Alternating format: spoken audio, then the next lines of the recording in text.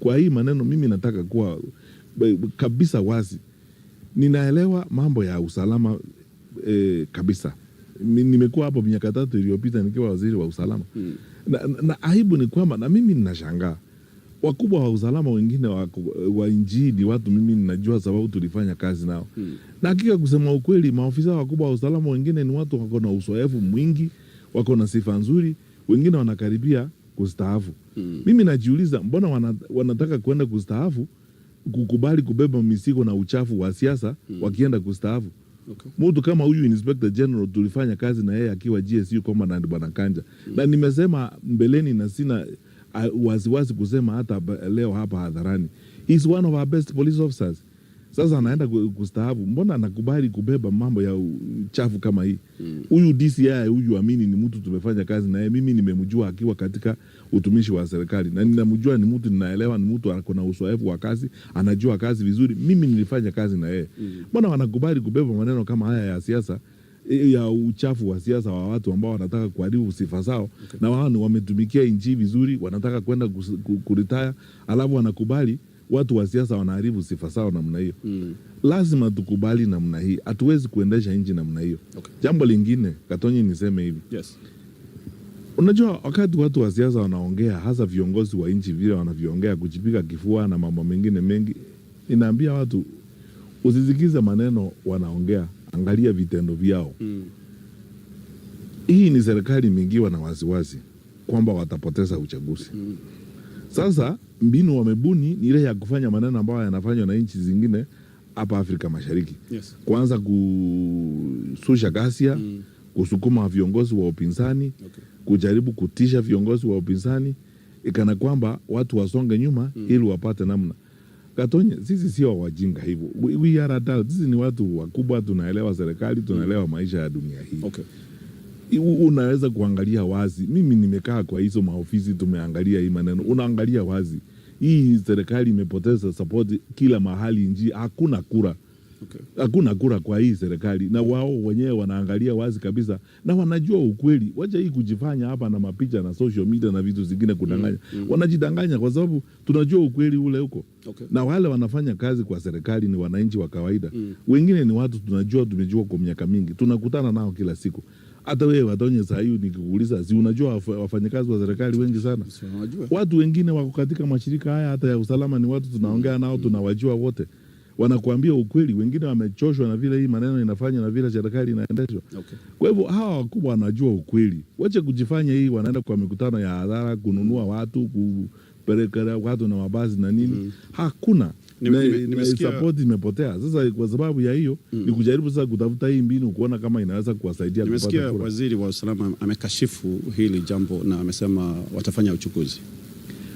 Mimi nashangaa hizi picha zote zinapiga round kwa mtandao, tunaona watu wamebeba AK47 wote. Sasa ni uchunguzi gani unahitaji kufanya? What is complex? Ni kitu gani hapo unafanya uchunguzi?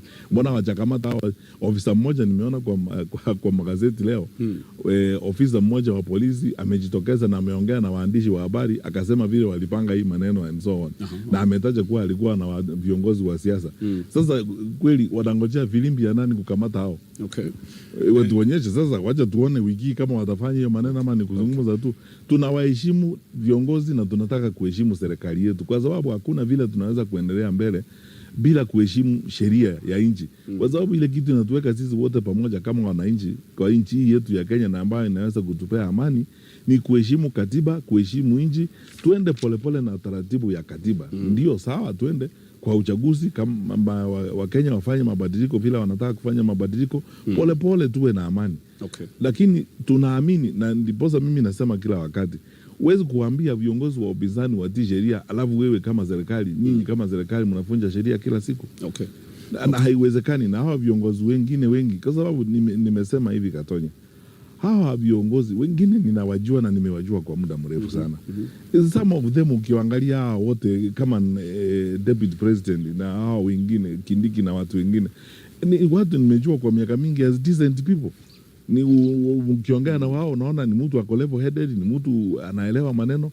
akiongea unaona ni mtu anaelewa, ni mtu ni watu mimi nimejua, siwezi kuwakashifu sahi kwanza kuzungumza vibaya kuhusu wao, sababu nimewajua kwa muda mrefu. Huyu Kindiki hata akiwa senator, hawa ni watu nimejua kwa muda mrefu.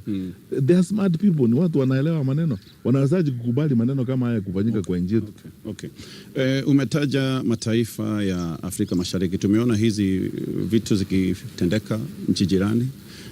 Na watu wanahofia labda hii ni mbinu hiyo inataka kutumika hapa nchini. Sijui kama mmejitayarisha kupambana na hali kama hiyo. Ndio hiyo nafikiri wanataka kujaribu hapa, lakini mimi nataka kukueleza hivi ndugu yangu, Gatonye.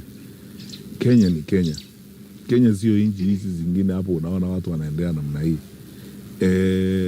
Kuna mambo mawili ambayo mimi najua wakati mwingi sana nimesema hivi, wengine wanafikiri saa ingine ninaambiwa na marafiki zangu hata wengine kwa siasa kwamba mimi si watusi serikali sana, situsi watu sana and so on. Ni kwa sababu ninaamini kwa sababu ya uzoefu wangu wa management, administration na public affairs kwamba mwishowe tuna nchi ya kujenga na tuna nchi ya kuhifadhi hapa Kenya. Lazima tuweke amani. Tunaweza kuwa na tofauti za kisiasa na tofauti za mafikira mbalimbali, sawa. Lakini tukumbuke kwamba sisi zote tuzingatie ustawi wa nchi yetu, usalama wa nchi yetu na amani ya nchi yetu. Kenya ni Kenya. Kenya sio nchi zingine hizi za hapa. Yale mambo ambayo yanafanyika hapa, Wakenya wanapenda nchi yao. Haya mambo yanapangwa hata kwa ukiingia sahi, hata kwa vitengo vyote vya usalama, wale ambao wanafanya kazi pale ni Wakenya. Wengine ni watu ambao wamechoshwa na yale maneno wanaona pale. Wengine ni mtu kama mimi nimekuwa hapo miaka 3 iliyopita. Wengi wa wale watu wamekuwa hapo ni watu tunajuana. Wengine tunaongea nao, wanakuja wananiambia hii, watu vile wamesumbuka na mambo kama haya. Na aibu ni kwamba yale mambo mengine yanafanywa hapa katika majengo ya serikali hapa, magorofa juu, top floors, mambo watu wameamua kufanya, mambo mengine yanafanywa huko magodown ya industrial nini, inajulikana na mashirika ya kimataifa. Gani mheshimiwa? Labda unaweza tuelezea kidogo. Sawa, kutakuwa na wakati wa kuyazungumza hao na wakati wa kuyarejelea hayo. Ni mambo yanayohusia uchaguzi. Lakini waelewe kwamba tuko katika hali ya uwazi wa maneno. Tuko katika hali ya uwazi wa kila kitu kinachofanyika. Ukichukua leo document, uchukue kitu kwa serikali ama ufanye kitu ama unaiba pesa kwa serikali and so on, wale watu ambao wana process hizo payment zote ni Wakenya. Wengine wanaona hayo maneno vile inaendelea na watazungumza hayo maneno, wataambiana, watatoa maneno. Wao wenyewe wanaona yale ambayo yanafanyika huko. Yale maneno yako nje, makaratasi mengine. Wakati nilikuwa kwa World Bank, nilikuwa nje ya Kenya, mambo mengine unashangaa watu wa nje wanajua kuhusu nchi yetu. Na Wakenya kwa sababu wanapenda nchi yao, kuna mambo mengine wanasema ambayo yanafanyika yanajulikana pale nje. Kwa hivyo Kenya ni Kenya na Wakenya wanapenda nchi yao, wanataka nchi yao iwe na amani. Ndio ninawashauri hawa ndugu zangu na dada walioko kwa serikali kwamba maisha iko namna hiyo. Unafanya kazi yako, unatoa mchango wako wakati unapewa nafasi ya kutoa mchango wako. Wakati wako ukimalizika, unaenda polepole na uungwana wako unakaa pale. Nani anajua Mungu anaanza kukupea nafasi nyingine ufanye hiyo kazi, badala ya kuleta taharuki, kuua watu, kuleta mambo ya aibu kama yale tuliona jana kwa kanisa, kupiga watoto. Wale watoto waliamuka asubuhi kwenda Sunday school, hawakuamuka asubuhi kwenda kupiga tear gas na mambo kama hayo. Na unajua sana kibinadamu, tukiwa katika haya maofisi makubwa namna hiyo, nimeona vile viongozi wengine wanaongea hapa na kiburi na kishindo na nini. Hata kule kwetu kuna vijana wengine, viongozi wawili, kila wakiongea wanaanza kusema sisi ndio tuko na pesa, sisi ndio serikali. Kana kwamba pesa ni Mungu na serikali ni Mungu. My friend, hii maneno yote iko na mwisho. Inafika mahali inaisha. Na tena ndio mimi na washauri hawa ndugu zangu viongozi walio katika vitengo vya usalama, usikubali kutumiwa kubeba uchafu wa watu na mipango ambayo inakuharibia wewe mwenyewe sifa kwanza. Inaharibu nchi yako. Na wakati mwingine ikiendelea namna hii, ikifika mahali hata unaweza kushtakiwa wewe mwenyewe na hayo maneno, na wewe una haja na hayo maneno. Wewe unataka kutumikia nchi yako, umalize kazi yako, ustaabu vizuri, uende nyumbani. Alafu unaanza kuambiwa maneno kama haya tunaona eti watu wanaenda kupanga, alafu asubuhi unaamka kuzungumza maneno ya aibu. Eti kiongozi ameenda kujipangia. Nani ana AK47 kwa nyumba yake? Nani anatia kazi kwa nyumba yake? Na tuseme hakika kweli, Gatonye, kama wewe uko na AK47 kwako, ama kama wewe uko na tia gazi kwako na serikali haijakuja kutafuta hiyo tia gazi, wameshindwa kuuzwa wapi? Yeah.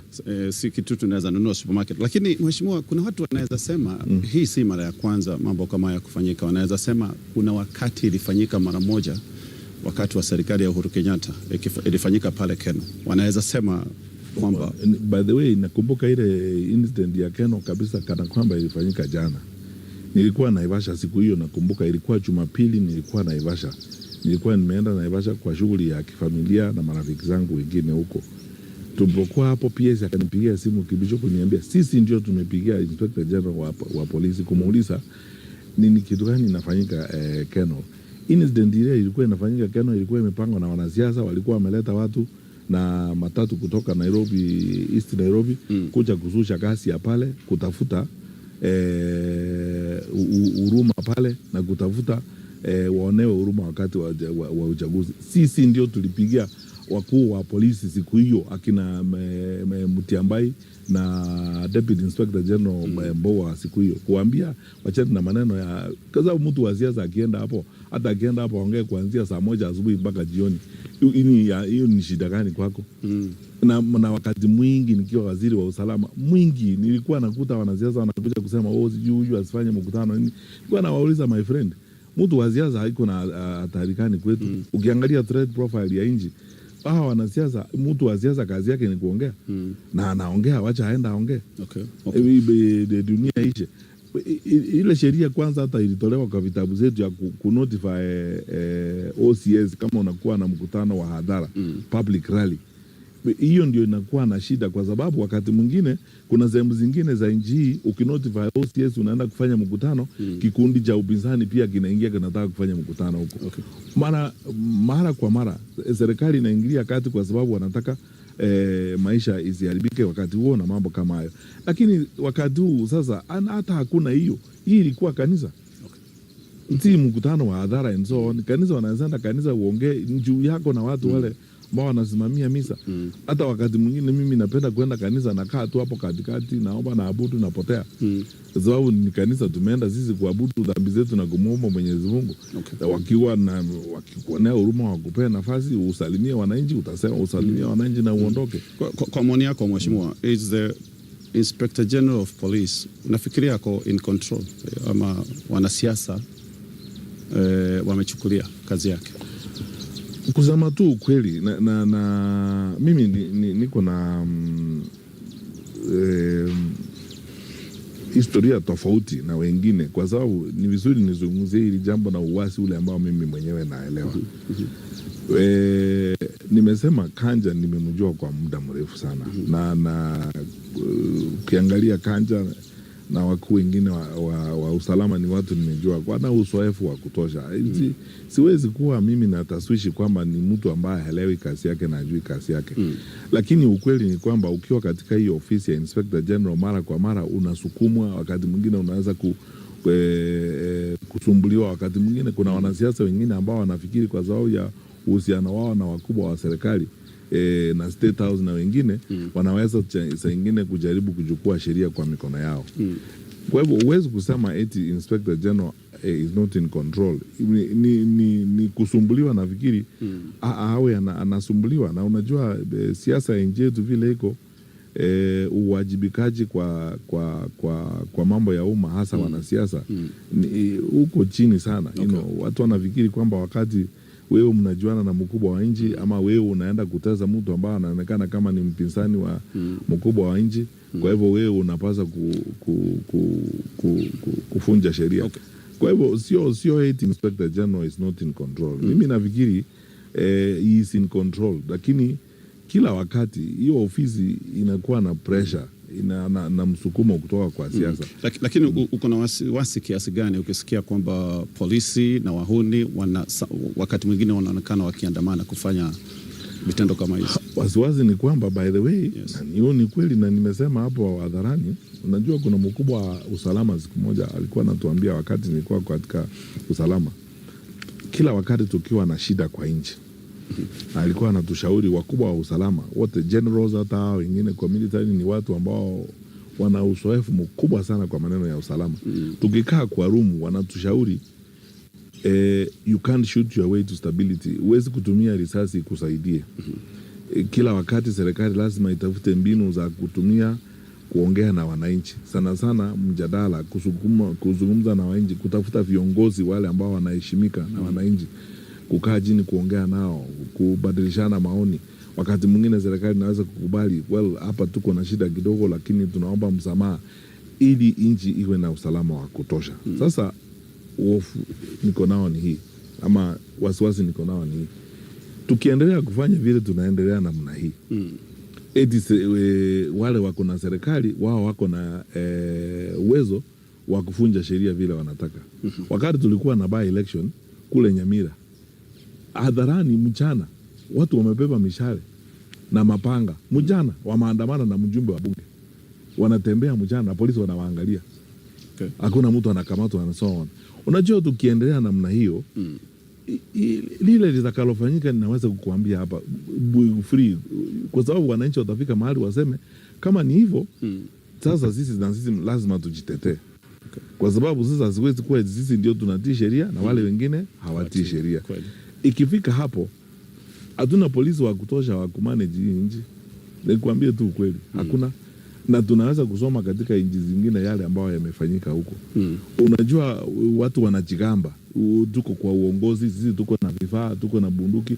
Kuna wakati hizo bunduki haziwezi kukusaidia, kwa sababu wananchi watafika mahali wamechoka na watachukua sheria kwa mikono yao, na hakuna kitu utafanya. Nikupee mfano moja. Kiongozi mmoja katika nchi moja hapa ya Asia ambaye alitoroka, asubuhi alikutana na waandishi wa habari, anawaambia yeye kwa maisha yake hajui kitu inaitwa surrender, hajui kitu inaitwa departure. Yeye ako in control na atafanya kile atakachoweza kuhakikisha kwamba kila mtu ametii sheria. Saa 3 baadaye alikuwa anatafuta ndege ya kutoroka nje. Na hawa, acha nikuambie, hawa tusipoangalia hii maneno, siku moja wao wenyewe wataanza kutafuta namna ya kutoroka. Kwa hivyo that is why it is important kila wakati, ni lazima kila wakati tuhakikishe kwamba tunashauriana, kwa sababu hakuna mtu akona uwezo kujua kila kitu dunia hii. Hakika hata serikali inaweza kufanya makosa, tuseme tu ukweli. Yes. Ni kucha mbele kushauriana na watu, kusema okay, kama ni hivi tufanye namna hii. Kuambia wale watu tuko nao, tafadhali tusiende hapa, tutaenda zaidi. Hiyo ndio sababu mimi wakati mwingine hata nikiwa kwa public meetings, mimi sitaki kuanza na kutusi watu, huyu ako namna. Hapana. Tuko na shida ya nchi, tunahitaji kusuluhisha, na lile tunalohitaji zaidi ya mambo yote ni kuzungumza sisi wenyewe na kutafuta njia tunaweza kuweka watu wetu pamoja, tutii sheria, tujenge nchi yetu, tuende mbele. Kwa sababu makosa ikifanyika leo, tuzungumze hayo makosa kwa uwazi, tuseme makosa imefanyika, tutafute mbinu ya kurekebisha hii, tuende mbele tukiwa pamoja. Lakini tukifika mahali sehemu moja inasema mimi ndio niko na nguvu, hakuna kitu utafanya, nitakufunga, nitakuua, nitakufanya sijui nini, sawa. Wananchi wakifika mahali wanasema kama ni hivyo, basi tuende mbele, utafanya namna gani? Umeona nchi zingine hapa, wananchi wanachoma manyumba ya mawaziri, manyumba ya wakubwa wa serikali mpaka ashes. Hiyo yote inaanza namna hii na kazumba kama hii. Haya, tukimalizia haya masuala ya usalama, gazeti nafikiri ni jana lilisema kuna mtu asiyejulikana na alikuja akaingia kwa ofisi ya waziri wa usalama, sijui alikaa masaa 5. Wewe umekuwa waziri wa usalama sasa. Sijui kama tuamini ni ukweli ama inawezekana kitu kama hii kufanyika kweli.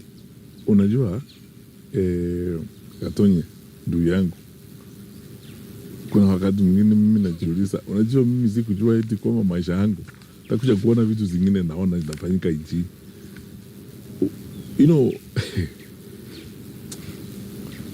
Wewe wacha nikuulize, hata kama huna ubongo kwa kichwa yako, ni mchanga umechaa huko, unaweza kuamini hiyo maneno unaambiwa? eti Nyayo House. Unajua mimi nilikuwa hapo. Yes. Nilikuwa kwa hizo unapajua pale.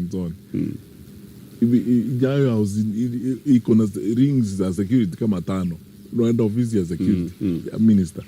Uko clearance nje, clearance in the building. Ukiingia kwa lift una sentries police wanakukilia. Ukiingia kwa lift uende juu floor nyingine yote, unaanza ukitoka kwa lift hivi kwa floor ni askari wanakupokea. Alafu uende kwa ofisi ya waziri and so. Kuna mambo mengine unasikia ndio yale unajua wazungu walisema ujui kama utacheka ama ukasirike. Lakini ile ningesema kwa sababu mimi sitaki kulizungumzia hili jambo, ni jambo la aibu ya ajabu. Sasa kuzungumza maana. Aibu kwa sababu ni uongo ama aibu kwa sababu haliwezi fanyika, mheshimiwa? Nikuulize, inawezekanaje? Lazima kuna mambo ambayo yanafanyika hapo. Unajua wananchi si wajinga sana. Ndio nasema na kwa heshima kubwa sana kwa wale viongozi wetu wako kwa serikali, tafadhali tuheshimu akili na uwezo wa wananchi tunaowaongoza. Kuna mambo mengine tunaambia wananchi ambayo unashangaa kwa sababu inawezekanaje. Sasa labda kuna kitu inapangwa hapo, kuna mambo inaendelea hapo. Unaweza kuona hii si rocket science. Unaweza kuona hapo kuna kitu inafanywa hapo. Utakuja kusikia baada ya miezi 2, miezi 3, sijui passport ilitolewa, sijui nini, sijui mambo. Kuna ujeuri unafanyika hapo. Sasa story imeanza kuundwa. Okay. Unawezaje kuingia kwa ofisi ya waziri wa usalama ukae huko 5 hours? Na tena Nyayo House, sio kwingine. Nyayo House. Sababu mimi nafikiri wakati mwingine naanza kukuambia kwa maoni yangu mimi, ile usalama huko kwa Nyayo House na management ya security kwa Nyayo House ni kali hata kuliko office of the president Harambee House. Okay. Alafu sasa useme tuliingia hapo, hata ukienda kwa basement ni askari unapatana nao. Lazima iwe tu ni mambo ya watu wanani wamefanya. Okay. Na ndio nasema unajua ni jambo la aibu, mimi sitaki kulizungumzia. Okay. Nikifikiria maneno kama wacha tuheshimiane, tuheshimu wananchi. Okay. Kuna mambo mengine tunaambia wananchi kwa heshima kubwa kwa hao viongozi, tuheshimu wananchi jameni. Okay. Asante mheshimiwa. Tuongee mambo ya elimu kwa sababu ulihudumu kama waziri wa elimu na umesifiwa sana kwa mageuzi mengi ambayo umeleta. Unaionaje hali ya elimu kwa sasa, kwa sababu kumekuwa na kilio kikubwa sana cha wazazi? Wiki iliyopita sijui kama mambo yamebadilika, tulisikia 400,000 ya wanafunzi wako wamerejea shuleni au wa grade 10.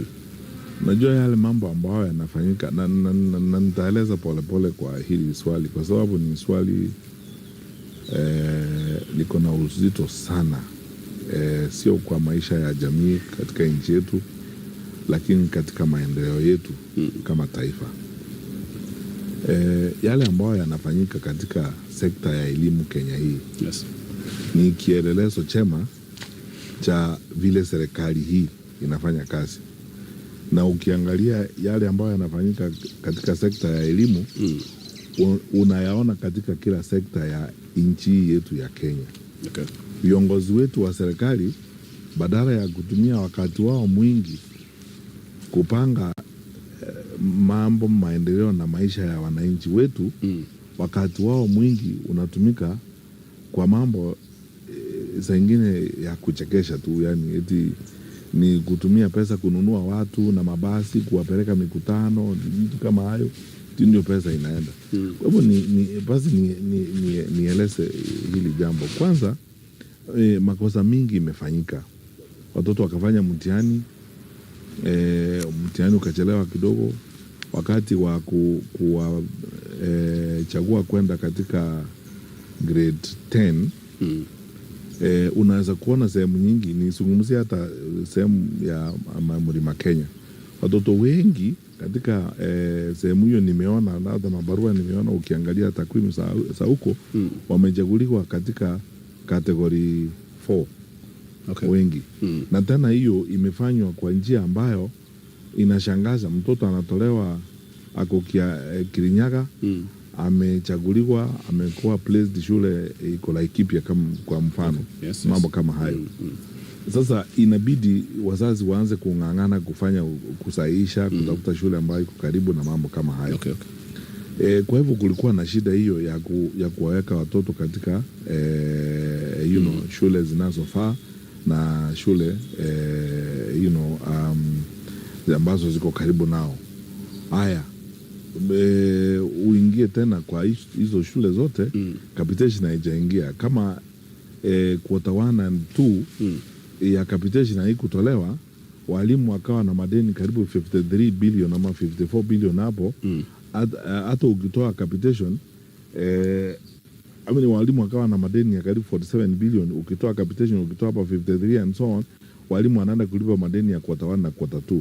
Kwa hivyo quarter 3 hujatoa pesa ya capitation, walimu bado wako na madeni. Na sasa number 4, kwa sababu hakuna regulation. Unajua wizara ndio inapaswa kukaa chini na viongozi wa sekta ya elimu ifanye mpango. Nimeona mabarua ya shule. Mimi kwa sababu kama kila kiongozi watu wanakuja, wengine kwangu nyumbani, wengine mnakutana nao, mkikutana kwa kanisa. Kuna wazazi ambao wako na shida. Kwa hivyo unaona haya mabarua mengine ya grade 10. Shule ingine inauliza 47,000 ya uniform, ingine inauliza 52,000, ingine. Haya ni maneno ambayo yanapaswa kuzungumzwa na kupangwa. Kwa sababu sasa ukiwajia kila shule na kila kamati ya shule iamue, mwishowe mtu wa kuumia ni mzazi. Sababu unajua kila vile ilivyo wakati hakuna mpango na hakuna regulation. Mzazi ndiye anaumia. Ukienda hapa unaulizwa 47,000, ukienda pale unaulizwa 52,000 na mambo kama hayo. Ukijumuisha hii mambo yote, hii pesa zote kwa mwaka moja ni zaidi ya shilingi 100,000. Na haya yote yanakuja wakati wazazi wetu wengi wako na shida. Wale ambao wanafanya kazi, payslip imekwisha, hakuna kitu huko. Unalipa SHA, unalipa housing, unafanya nini? Alafu sasa uambiwe utoe hizi pesa zote kwenda kwa shule. Ndio unaona sasa wakati viongozi wanaanza kusema tumewaambia machifu na manaibu wa machifu wahakikishe kwamba watoto wameenda shule. Kwanza kabla hatujafika hapo, tujiulize na tujibu hili swali: kwa nini watoto hawajaenda shule? Kwanza kuna hiyo confusion ya placement. Uje pili, kuna maneno ya fees na capitation. Uje ya tatu, kuna confusion hiyo ya ni kitu gani kinahitajika kwa shule, unahitaji kufanya nini. Haya yote yanaonyesha kitu moja. Kwa upande wa serikali hakukuwa na mpango kapambe wa kutosha mwanzo. Kwa sababu unajua haya maneno vile tulikuwa tunafanya wakati tulikuwa kwa hiyo wizara. Mimi kama ningekuwa kiongozi wa nchi hii, hayo ni maneno ningemaliza mwezi wa Novemba. Kabla wazazi hawajaenda Christmas na mambo mengine. Na waziri mkae chini na waziri akuonyesha hii ndio inafanyika. Na waziri aanze kuhusisha kamati za wazazi na shule. Anatangaza pale mapema even kabla placement haijafanyika. Kila mzazi Kenya, kila kamati ya wazazi, kila mtu, viongozi wa dini ambao kwa sababu dini imeegeza sana kwa elimu, kila mtu anaelewa ni kitu gani kinafanyika. Sio eti ungojee sasa kwanza mtihani utoke. Pili, placement ni shida kubwa. Tatu, sasa taharuki imetokea, kila mtu anaenda, mwingine north south, hakuna mtu anaelewa kitu gani inaelekea. Na unaona wazi kwa wakubwa wa serikali wao wenyewe, mmoja anatuambia wale wameenda shule ni 61%, mwingine anasema ni 71, mwingine anasema ni 91, na wote ni serikali moja. Unaona clearly kuna shida ya coordination kwa serikali, kwa sababu wakati ule tulikuwa tunakaa chini, nikiwa katika wizara, even wakati nilikuwa nimetoka katika wizara ya elimu, nikiwa Ministry of Interior, kwa sababu coordination of national government pia ilikuwa responsibility yangu. Tunakaa chini, waziri wa elimu Profesa Magoha, mimi mwenyewe tunakaa pamoja, na tukitaka mambo ya takwimu za kuenda shule tunaita Minister of Planning. Kwa sababu yeye ndiye akona Kenya National Bureau of Statistics. Tunatafuta mbinu ya kujua hakika ni nani yako wapi na ni nani ameenda wapi. Kufikia Novemba tumepanga hii maneno yote imemalizika. Sasa sio eti zote tunashitukia. Wakati mwingine unaona mawaziri wenyewe, watu wengine wakubwa wa serikali wanaulizwa maswali hawezi kujibu wewe vizuri. Kwa sababu hakuna mpango, hatujatilia maana na hii kazi. Hiyo ndio sio priority yetu. Sasa mzazi na mtoto na mwalimu wote wameachwa kujitetea. Hiyo ndio shida tuko nayo katika sekta ya elimu. In total, mtu akikuuliza tu describe sekta ya elimu in Kenya, in one word, chaotic. Okay. Ni shida, hakuna mtu anaweza kukuambia kitu ya kweli. Sasa angalia wale wamefanya KCSE, wale wamekuwa selected kwenda university na TVET hapa katikati nini inafanyika. Mambo ya student loans sijui kama kuna mtu anaelewa ni kitu gani inafanyika. Kila nikienda niko nje nakutana na wananchi. Nilikuwa kwa mkutano wakati mwingine Kisumu, nakuta wanafunzi wa vyuo vikuu wengine wanakuambia mimi nimesimamisha, nimedifaa and so on. Nitarudi baadaye kwa sababu siwezi kulipa hiyo pesa. Wewe jiulize Gatonye, tukiendelea namna hii miaka 3 ama 4 ingine kutakuwa nini kwa nchi? Tukiendelea na hii shida, unaona namna hii confusion hii, wasiwasi inaendelea namna hii. Ile kitu tu naendelea, ile kitu ya muhimu kwa hawa wenzetu, ndugu zetu viongozi wa serikali, kitu muhimu kwao ni baraza, kubeba watu, kuwalipa na kujipiga kifua.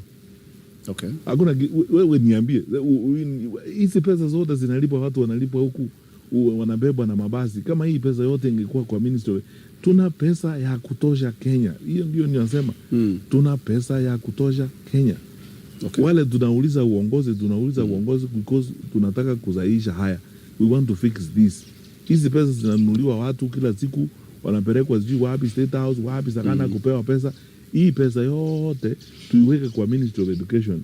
Tulipie watoto wetu shule, ili capitation iingie mapema, watoto wapate huko. Shule kifunguliwa, pesa iko kwa shule. Na umesema pesa iko. Pesa iko. I mean, sasa wewe jiulize, hii ya kulipa watu inatoka wapi? Okay.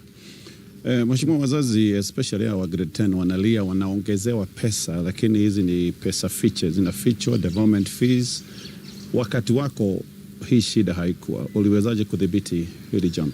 Kwa sababu number one, na unajua Gatonye, wakati huo watu walikuwa wananiuliza mbona ninaenda shule, na nilikuwa naambia watu uwezi kufanya kazi mahali wewe uelewi wewe mwenyewe. Na mimi ninaelewa inchina, nilikuwa naelewa kazi yangu. Ninaenda kwa shule, ninakaa na wazazi pale, ninaenda hata kwa ofisi ya basa, namwambia nipe receipt book ile imebaki, ulilipisha watoto pesa ngapi. Ni unajua Education Act, sheria ya elimu Kenya, inasema kwamba shule ni za waziri wa elimu. Ndio mwenye shule ndiye anasimamia shule. Anahitaji kujua ni kitu gani kinaendelea. Unajua yale mambo ambayo yanasikitisha, na unikubalie niongee haya kwa ubana kidogo. Unawezaje kuwa uko na mke, ako na mimba, unajua majaliwa ya Mwenyezi Mungu miezi 9 kutoka sasa tutabarikiwa, utakuwa na mtoto. Wewe unakaa tu ukitegarega huko, unangoja miezi 8 na nusu ndio unaanza kukimbia kuuliza watu, by the way, watu wakizaa wanaendanga wapi? And so on. Hivyo ndivyo serikali yetu inafanya saa hii. Mimi nashangaa ni kazi gani inafanyika katika wizara ya elimu mpaka ufike wakati huu wazazi wanateseka namna hii. Watu tuko wapi wakati huo? Wale tumepewa majukumu ya kufanya hii kazi, tuko wapi? Na tena unajua hii si eti ni kitu ngumu kufanya. Sisi wakati tulikuwa kwa wizara, hiyo ndio kazi yangu. By January, kama mtihani unaenda kufanywa mwezi wa Oktoba, tukifika February mimi nauliza ni watoto wangapi watafanya mtihani mwaka huu. Kwa hiyo grade 9 ni watoto wangapi? Ninajua naweza kukuambia ni watoto wangapi. Nafasi zile tuko za grade 10 ni ngapi? Tunahitaji kufanya nini kuhakikisha kwamba grade 10 ikifika tuko na vifaa vyote tunahitajika kuwa nazo? Na hawa tunawaplace namna gani? By the time tukifika mwezi wa 7 saa ile budget imesomwa na imepangwa, mimi nimeanza kupanga pesa zangu na mambo yangu, kwa sababu wale wazazi wako pale nje, walimu na watoto wanategemea sisi kama viongozi wa sekta ya elimu kufanya haya maneno. Kwa hivyo ni kujibu directly, ni kujipanga, ni kuwa na information ya kutosha, ni kushughulikia kazi yako, kuamka asubuhi ushughulikie ile kazi umepewa ufanye. Na ukifanya hiyo kazi kwa uaminifu na uadilifu, hakutakuwa na shida yoyote. Hii ni kazi rahisi. Mimi ni kazi rahisi mpaka ninashangaa saa nyingine. Na ndio nasema Wakenya nipe hii kazi muone. Hakuna siku mtaamuka, hata siku moja. Hakuna siku mtaamuka kuuliza eti watoto wamepeleka wapi. Saa hii sasa ndio watu tunakimbia hapa na up and down kuuliza vitabu ya grade 10. Tulikuwa wapi miaka iliyopita? Una maoni yapi kuhusu mjadala wa wanafunzi wasipelekwe shule mbali na kwao, especially lakini kama day school unajua kama day school unajua ni mambo ya common sense. Kama day school unajua ni watoto wanaenda shule asubuhi na wanarudi, na tulikuwa tumeanza mpango wa kuhakikisha kwamba idadi kubwa ya wanafunzi wetu wanaenda kwa day school, kwa sababu boarding school ni nzuri ndio, lakini zingine zina changamoto nyingi. Na ndiposa tu wakati wa 100% transition Mheshimiwa Rais Kenyatta alizingatia eti tuweke pesa nyingi kusupport infrastructure development, tuwe na classrooms, tukishirikiana na wajumbe wa bunge. Kusema ukweli, wajumbe wengi wa bunge kupitia kwa CTF wamefanya kazi nzuri sana ya kujenga madarasa katika secondary schools za nyumbani. Kwa hivyo tukishirikiana sisi wote tuwe na madarasa ya kutosha, tuwe na vifaa vya kutosha and so on. Mimi kwa maoni yangu tunahitaji kuongeza nafasi za shule, nafasi za vifaa vya shule na njia ya kufundisha na kuelimisha watoto wetu. Mahali hatujafanya tuendelee kufanya, sababu unajua mimi sijui nchi dunia hii kama wewe unajua. Katonya, unaweza kuniambia? Mimi sijui nchi dunia hii ambayo imemaliza kujenga shule, imemaliza kujenga kila kitu.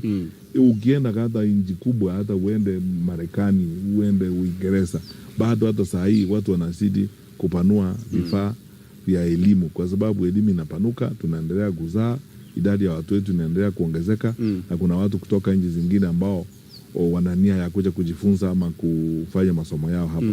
Kwa hivyo tusingatie kwamba tukae tukiendelea mbele kufanya haya, kwa sababu nikupee mfano moja. Wakati nilikuwa katika wizara ya elimu, ile shule ya wasichana ya Mama Ngina ya Mombasa town, yes. Siku moja nimeenda pale nikapata wazazi karibu 200 huko nje, literally wanalia majosi hapo, kila mtu anataka kuingiza mtoto hapo na nafasi ni kidogo, na hiyo shule imekuwa hapo day school tangu the 60s and so on. Sasa tulikaa na Mheshimiwa Rais tukasema hatuwezi kuendelea namna hii, twende pale tutafute shamba pale Shanshu, tukate shamba kidogo kutoka Shimo la Tewa Boys High School na Prison Service. Hizi zote ni mashirika ya umma, tupate nafasi ya kutosha, tujenge shule kubwa kiwango ya Alliance Girls. Okay. Tuweke watoto. Sasa hiyo shule iko na wanafunzi zaidi ya 1000. Okay. Na tunaweza kuendelea namna hii, twende Garissa tufanye hivyo, twende Mandera tufanye hivyo, twende Wajir tufanye hivyo, twende Kwale, sababu in fact kutoka Mombasa tulikuwa tunaelekea Kwale, tulikuwa hata tumetenga ardhi Kwale. Waziri wa ardhi Mheshimiwa Farida Karoni tulikuwa tunaongea na yeye, tumetenga ardhi Kwale 100 acres ya kujenga tena shule nyingine kubwa pale kama Alliance High School, kuchukua watoto 1500 na zaidi. Tuendelee namna hiyo kupanua maendeleo ya nchi. Okay. Ni kuhakikisha kwamba tunaendelea mbele kila wakati, tunasonga mbele kila wakati, tusipoteze wakati kusumbuana. Saa hii bora tu tufanye the right thing saa hii. Okay. Mheshimiwa, maafisa wa serikali kwa sasa wanasema wanatumia jina bungled. Mlifanya makosa kubwa wakati wa implementation. Uliacha hata CBC, siku hizi inaitwa CBE, ati kwamba maybe we were not ready as a country. No, unajua Waswahili walisema zamani mjaua jembe si mkulima. Unajua kama kazi inakushinda, kizingizio ni unaweza kutafuta kizingizio 1000. Tulikuwa na mpango kapambe wa kuimplement CBC. Unajua, na wakati mwingine nitalizungumzia hili kwa urefu sana. Mimi makosa niliona ya kwanza ni wakati wenzetu hawa waliingia kwa serikali, kabla ya hata kuelewa ni kitu gani kilikuwa kinaendelea, wakaanza na kamati. Yes. Unaanzaje kusahihisha kitu ambayo huelewi wewe mwenyewe? Wakaanza hii tunataka kusahihisha hii maneno, then wakaanza chaos siku hiyo. Na wamekuja na hiyo kasumba kusema makosa ilifanyika, na makosa yao wenyewe hawajui ni makosa gani ilifanyika. Unawezaje kurekebisha makosa ambao wewe hujui ni makosa gani? Okay. Shida ilianzia hapo. Na tena tukubaliane hivi Katonya. Hii si eti ni jambo ngumu sana kufanya na mambo tuseme tu ukweli, na kila wakati vile nasema tuambiane tu ukweli.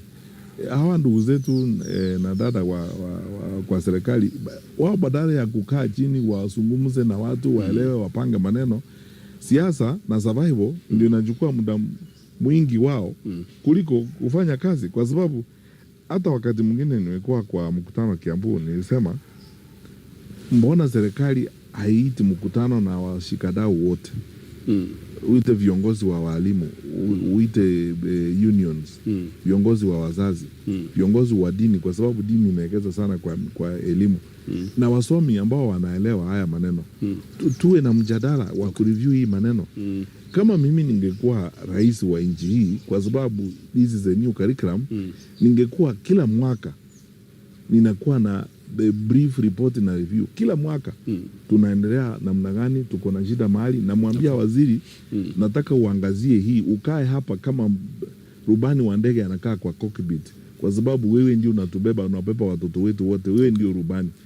Kila mwaka ukifika utafute wiki moja ukae chini na washikadau wote, muelewane shida iko wapi, na tuanze kuanticipate mbele.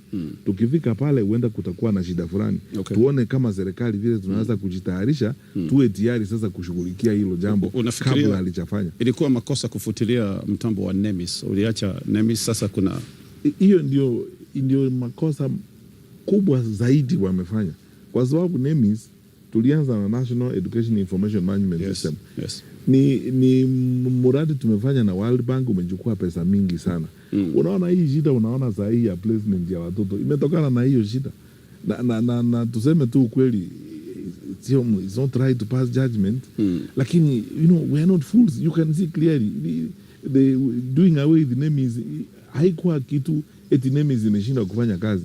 Ni corruption tu, kujaribu kutafuta system nyingine ya kufanya tenda nyingine watu wapate pesa, kwa sababu even NEMIS had a problem hiyo ya tenda. Mbona hatu kusema tukae chini tujue how do you even do away with a program you have not reviewed? Ujaangalia useme makosa ilikuwa wapi. Na wakati tulianza NEMIS, Wakenya waelewe, mpango wa NEMIS tulifanya kuhakikisha kwamba kila mwanafunzi ambaye anaingia shule anapewa UPI namba kama ID card ya mwanafunzi, na unatumia hiyo namba tangu uingie standard 1 mpaka PhD ndio unatumia. Tukifanya transfers ya shule, ya pesa ya shule, kama tunatuma pesa kwa primary school, tunatuma tukitumia namba zile tuko nazo za wanafunzi. Secondary school the same. Tukienda placement ya TVET na placement ya university na placement ya KUPS, wote hiyo ndizo namba tunatumia all the way. Kwa sababu hiyo inapunguza kufanya makosa. Sasa wakati nasikia watu wanasema tumetuma pesa kwa shule ambazo hasipo, I mean, you can understand why NEMIS was removed. Tukimalizia, wanasiasa wengine wanasema wangependa kufuta CBE ama labda do away with it. Unajua wale ambao wanasema hivyo ni wale wanafikiri mtindo wa elimu ndio uko na makosa. Katonya, mimi nafikiri maisha yangu, kiwango kikubwa cha muda wangu wa kufanya kazi ni kuwa karibu na sekta za elimu and so on. Ukienda Amerika, mtindo wa elimu ni tofauti. Ukienda Finland, ukienda India, ukienda Australia, lakini wanafunzi kutoka Australia, India, Kenya, Uganda, Nigeria wanakutana University Cambridge. Wanasoma pale wote, wanapata degree kutoka Cambridge. Mtindo wa elimu sio makosa. Makosa ni utekelezaji na management. Hata ukileta mtindo wowote wa elimu, ni kuhakikishia ukweli hapa, kama kuna uongozi duni, kuna kuzingatia siasa kuliko kufanya kazi, na kama kuna utekelezaji ofyo wa mtindo wowote wa elimu, result itakuwa hiyo. So badala ya watu kutumia muda mwingi kusema ni mtindo wa elimu, mtindo wa elimu sio shida. Shida ni utekelezaji. Asante. Haya, tutapungua kidogo mheshimiwa, tugutithio hanini ni tugucokereria tugathii kuraya na tugicoka ni gukorwo ngithoma imwe cia message iria utoikeirie. Thank you so much. Asante, tutarudi tu baada ya muda. Asante. Kayo ka muingi Kameme FM ne toy madu nyuga tukuyu neithwacio kwa Njũngũrũ Ngai ya Mang'u, Kanyigi ka Mĩanga, Mang'u na Kĩrai, Mũtũma, Kĩanganga na Kahiga-inĩ, o kuokinya kwa Njui, Koroben na Kahũtĩ, Fagũro, Rĩa Karime, Kang'o, twerekere ya Nyamang'ara, kwa Mbarĩ, Igegania Karure Ndonyero, Nyamathũmbĩ, Kamwangi, Kameme Kayũ ka Mũingĩ, nĩtũrakenera ũthaka wa matũra ma ũrĩmi, iria, kahũa na macani.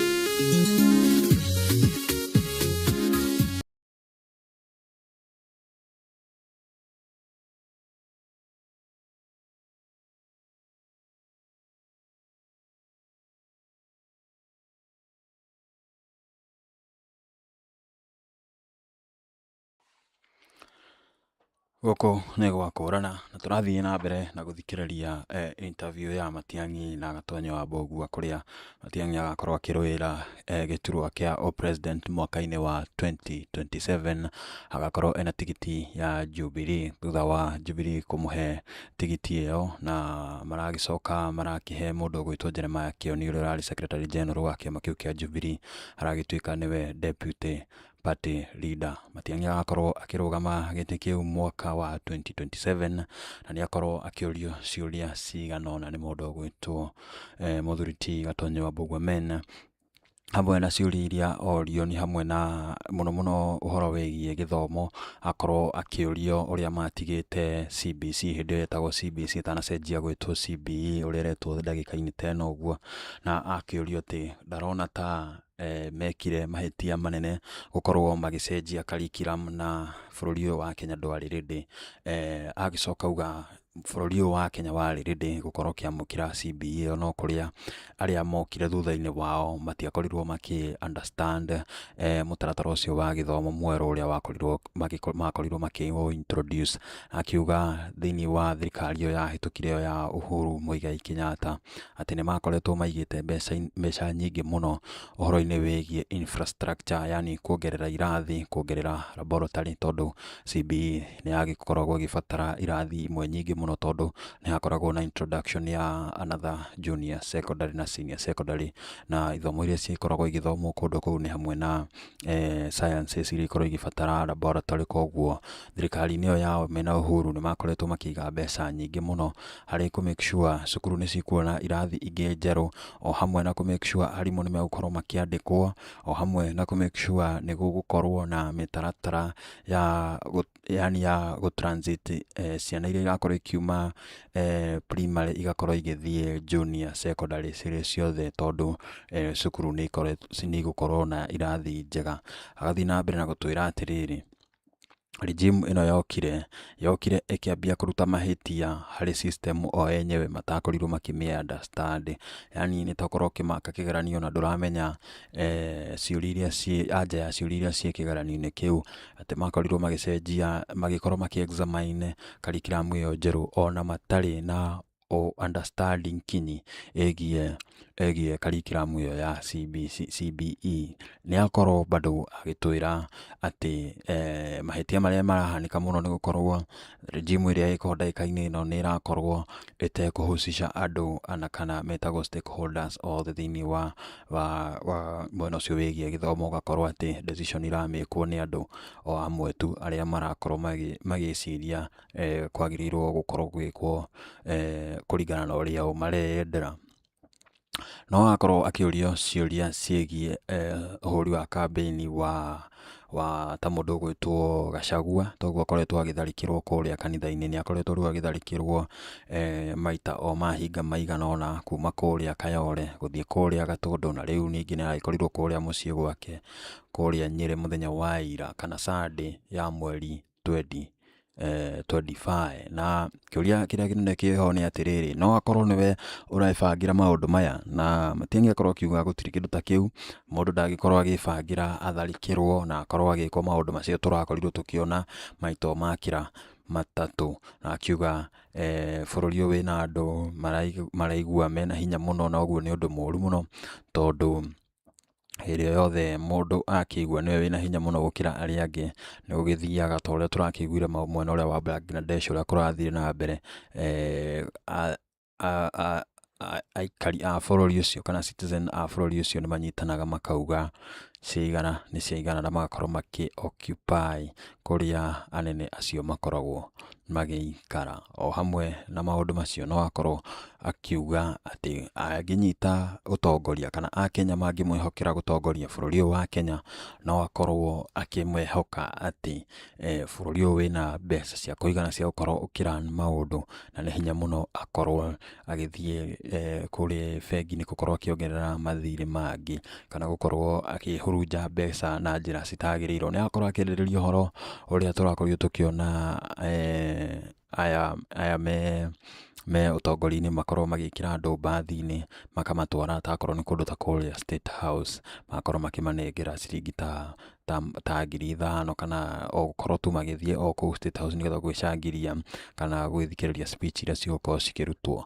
Maũndũ tũkoretwo tũkĩona nginya ta kũrĩa mĩena ĩno ĩngĩ ya bũrũri kũrĩa andũ marakuo makarutwo mwena ũmwe magatwarwo mwena ũrĩa ũngĩ, ta kũrĩa mwena wa ndiũĩ kana nĩ Thĩka, magagĩkĩrwo ngari-inĩ magagĩtwarwo kũrĩa nĩgetha makorwo makiugĩrĩria mũnini wa bũrũri kana mũnene wa bũrũri hĩndĩ ĩrĩa akorwo agĩcera kũndũ kũu, no getha tu makorwo makĩeheria gĩconoko kĩrĩa gĩkoragwo ho hĩndĩ ĩrĩa wathiĩ gũtwara mũnene mwena waku agacoka akaga andũ a kũmũthikĩrĩria kana agakorwo agĩtũngwo nĩ ũregani mũnene kuma kwĩ wananchi. Na icio nĩ project imwe cia iria Matiang'i akorwo akiuga atĩ cikoretwo cikĩananga mbeca cia bũrũri ũyũ.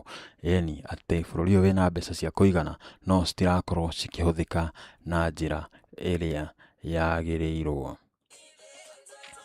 O rĩngĩ gũkũ nĩ gwakũrana na tũrathikĩrĩria mahojiano gatagatĩ ka mũthuri ti Gatonyo wa Murkomen kuma kũrĩa gwa Kameme na Matiang'i. Gũkũ nĩ gwakũrana. Kũngĩkorwo ndũra subscribe channel-inĩ ĩno no woe kanya gaka ũkorwo ũgĩ subscribe channel-inĩ ĩno nĩgetha hĩndĩ o yothe video ĩrĩa ĩkoragwo ĩkiumĩra nĩ ũrĩkoragwo ũkĩmenyithio wĩ wa mbere.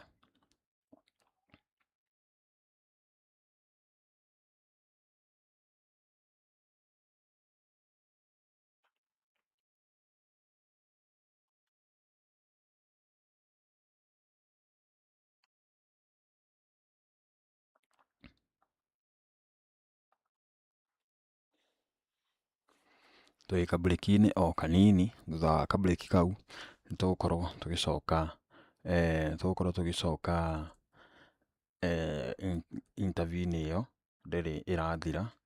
Tũgũkorwo tũgĩcoka YouTube, tũgũkorwo tũgĩcoka interview-inĩ ĩyo ndagĩka citarĩ coho, twetereire break ĩkorwo ĩgĩthira.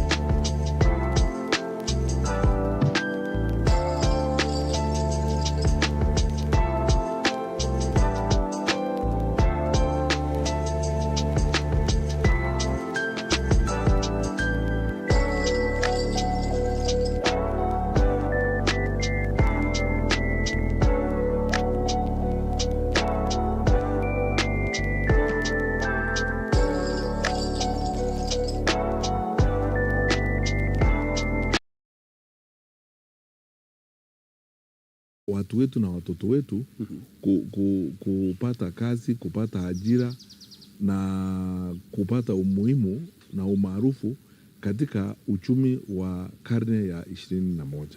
Okay. 21st century education ambayo itahitaji sana skills na kuexploit talents na vipawa vya wanafunzi. Unaona, tumefika wakati wa AI nao, na kusema ukweli, ukiangalia utafiti umefanywa duniani kote, unaelekea kusema kwamba tukiendelea vile tunaendelea wakati huu, itafika wakati watu wengi watapata ajira kutokana na kazi wanayoifanyia wao wenyewe, mbinu zao, skills wako nazo na vipawa vyao, kuliko kwenda kuandikwa katika ofisi fulani ufanye kazi ama white collar job. Na kuweka Kenya iwe tayari kuelekea katika upande huo wa maendeleo katika mfumo wetu wa Vision 2030. Huo mpango wa kubadilisha elimu yetu uko hapo, na mjadala ulianza zamani wakati wa serikali ya Mheshimiwa Rais Kibaki. Okay. Lazima tufuatilie huu mfumo wetu na tuhakikishe kwamba tumebadilisha mfumo wetu ili tuweke watoto wetu na vijana wetu tayari kuwa na umuhimu na kupata nafasi zao katika uchumi wa karne ya 21. Kwa sababu ukiangalia ukweli ni kwamba uchumi wetu saa hii tunafaidika sana na hela tunazozipata kutoka nchi za nje. Wakenya ambao wanafanya kazi na kazi nyingi katika nchi za ng'ambo zimekuwa sasa kazi zinazohitaji mbinu fulani, skills development fulani na mambo kama hayo. Okay. Sasa sisi tukafuatilia hiyo kwamba lazima tuweke watoto wetu wawe tayari kuingia katika mfumo na uchumi wa karne ya 21. Okay. Ili sasa tuwe katika kiwango moja na nchi kama Finland, nchi kama India na wale wengine. Okay. Hiyo ndiyo imefanya tukaonelea kwamba ule mfumo wa 844 ungefaa, kwa sababu ungetuelekeza katika hiyo mahali tunataka kwenda, katika kustawisha uchumi wetu, katika kuwapea watoto wetu na vijana wetu nafasi ya kuingia katika uchumi wa karne ya 21. Na kusema ukweli, hilo ni jambo ambalo lilizungumziwa sana na watu wengi, wasomi, watafiti. Kufikia kwa hiyo CPC vile tumefikia, ilichukua muda sana kufika hapo. Na nirudie jambo nililolisema hapo mbeleni. Gatonye, hakuna mfumo wa elimu dunia hii mtu anaweza kukuambia this is the best and final, huu ndio bora zaidi na wa mwisho kuhusu elimu. Nimekupea mfano, watoto wanaenda shule za msingi ya Marekani, wanaenda shule za msingi Uingereza, Finland, India. Sisi wote tumeenda shule za msingi hapa Kenya. Yes. Mwishowe tukaenda vyuo vikuu, tukakutana na wengine katika vyuo vikuu. Tumeenda kufanya kazi kwa mashirika mengine kule ya kitaifa. Tumepatana na watu ambao walienda vyuo vikuu Pakistan, walienda vyuo vikuu Uingereza na kule kwingine. Ni kwa sababu elimu, mfumo wa elimu unapaswa kupea nafasi kwa mwanafunzi na yule ambaye anajifunza kupata umaarufu na kuanza kuongezea kwa uwezekano wake yeye mwenyewe kama mwanafunzi kuanza kutafuta elimu na kuongeza masomo kwake yeye mwenyewe. Yes. Ndiposa unajua mtu akimaliza shule katika university unasema we are giving you power to read and do all that appertains. Ukimaliza degree ya kwanza sasa uko tayari kuanza kutafuta elimu. Unaweza kusoma wewe mwenyewe. Unaweza kwenda online usome.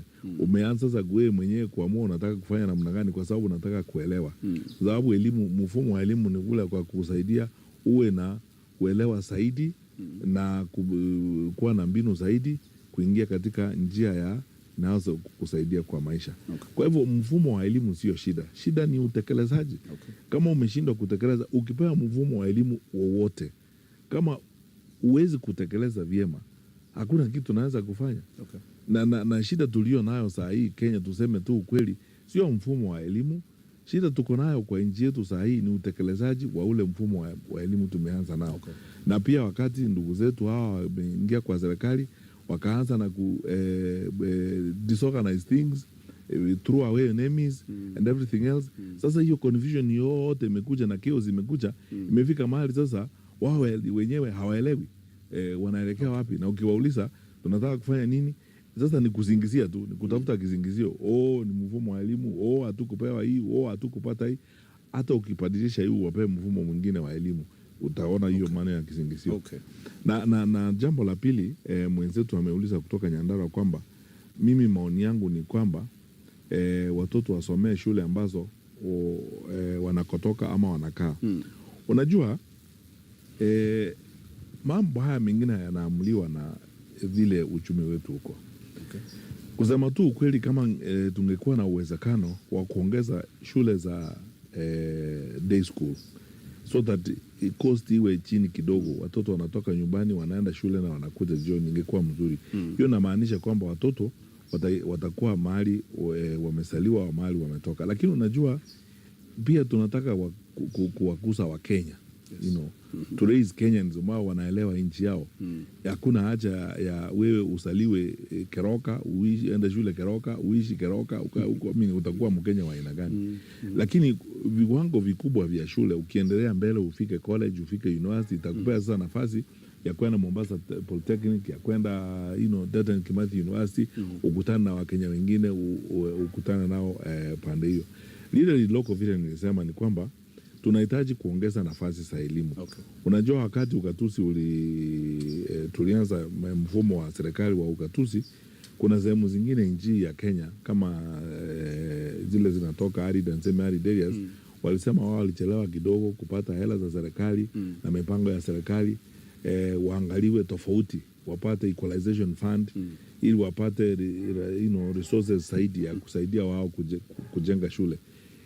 Hapo mimi nafikiri tunahitaji kuwashauri wenzetu ambao wako katika kama kaunti hizo, waharakishe, wafanye bidii kuhakikisha kwamba nao wameegeza kwa shule, wameongeza nafasi za shule. Okay. Lakini niseme kitu moja ambayo ni hatari sana kusema kwa nchi yetu ya Kenya.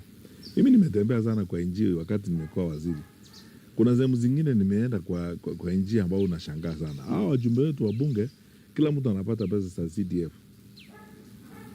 Tuseme tu ukweli, mbele ya Mwenyezi Mungu. Kuna constituencies zingine nimetembelea, ukienda unapata wajumbe, unajifunia hao wajumbe kazi wamefanya. Nimeenda wakati mwingine Meru for example, nikapata unaona wajumbe wa bunge ile kazi wamefanya pale, ya kusaidia mashule vile wamejenga, unafurahia sana. Niseme tu ukweli, hata kule kwetu Kisii na Nyamira nimeona vile wajumbe wanaegeza kwa shule. Yes. Na sehemu nyingi hata mkoa hapa wakati na kule kwingine. Na pia kuna sehemu zingine nji unashangaa, unajiuliza hii pesa ya CDF inaenda wapi? Siku nyingine sitaki kutaja hiyo constituency. Siku nyingine nimeruka na ndege na nikuwa na mjumbe wa hiyo constituency kwa ndege. Nimezurura na yeye kwa ndege kwa helikopta juu, namuuliza mheshimiwa, wewe umejenga shule wapi? Hakuna shule. Na tulikuwa na yeye kwa ndege. Ananiambia sasa, waziri, tuingie hapa, tukae hapa, tuongee na watu kwa market. Namuuliza wapi market? Sioni market kutoka hapa juu. Anasema ni kwa sababu tuko juu. Wewe tutue tu, tukifika chini tutaona market. Na unaangalia huyo ni mwanasiasa ambaye ni kelele tu kila wakati, na nimetembea naye. Kwa hivyo kuna hizo tofauti vile watu wanafanya kazi, lakini tutumia wakati mwingi. Tuko na rasilimali ya kutosha. Mimi kuambia tu kweli, siwezi kusema eti Kenya hatuna pesa ya kutosha. Kenya tuko na rasilimali ya kutosha kuhakikisha kwamba elimu yetu inaenda mbele. Okay. Mheshimiwa Daktari Matiang'i, wacha sasa tuongee kuhusu chama chako cha Jubilee. Mlikuwa na mkutano wiki iliyopita na mkafanya mambo mengi, niliona mabadiliko kadha wa kadha.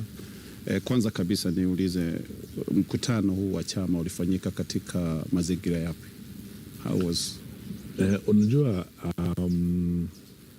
tangu mwaka uliopita wakati tulikuwa na special delegates conference tarehe 26 mwezi wa Septemba, wanachama na viongozi wa Jubilee wameamua sasa tuanze kustawisha chama chetu, kujipanga kujiandaa kwa uchaguzi. Okay. Tuseme tu ukweli, unajua mwaka wa 2022 tuliingia kwa azimio sisi wote. Yes. Na nikizungumza sasa kama maneno ya chama, ingia kwa Azimio, kulikuwa na utata kidogo kuhusu uwaniaji wa uchaguzi katika viwango vya MCA na parliament na senate na huko. Kuna mahali pengine ambapo tungepata actually viti kama haikuwa hiyo maneno ya kunegotiate na mambo kama hayo. Lakini kumekuwa na msukumo sana kutoka kwa wanachama wa chama cha Jubilee kwamba tafadhali sasa ni wakati wa kurudi kwa chama chetu, tuchenge hiki chama, tuboreshe chama, kwa sababu tulikuwa kwa serikali na tulifanya yale tulifanya kwa serikali na maendeleo mengi na mipango mingi ya maendeleo ambayo sasa ingine imekwama kama zile barabara za Maumau huko na so on. Na tumekuwa na msukumo sana kutoka hata kwa wananchi. Sasa tukaanza maneno ya kupanga chama upya. Sasa hiyo ndio imeelekea mkutano tumekuwa nao wiki iliyopita kuendelea sasa katika hiyo safari ya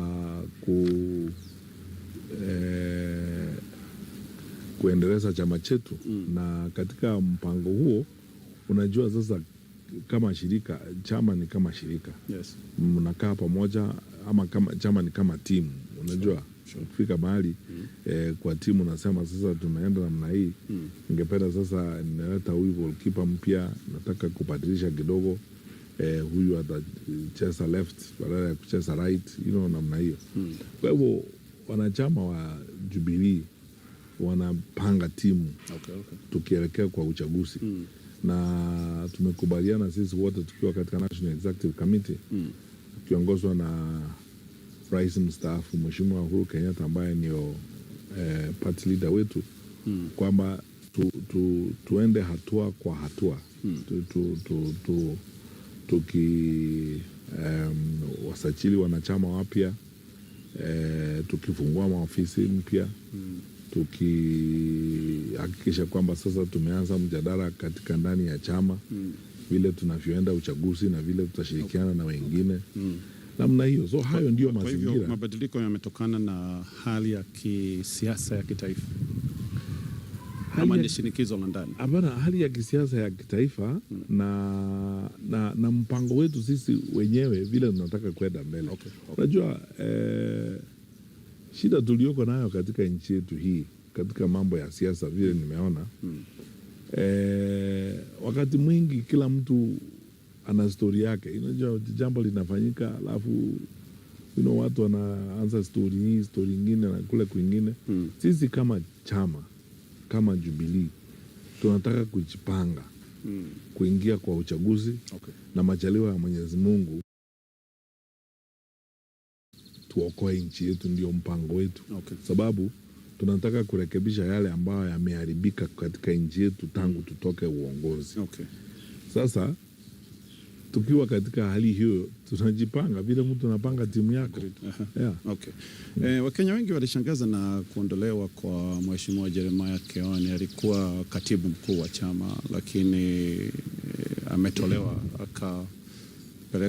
akapewa nafasi nyingine ya kutumikia chama. Wengine wanasema hii ni sort of demotion, ameshushwa cheo. Kusema tu ukweli ni kutoelewa.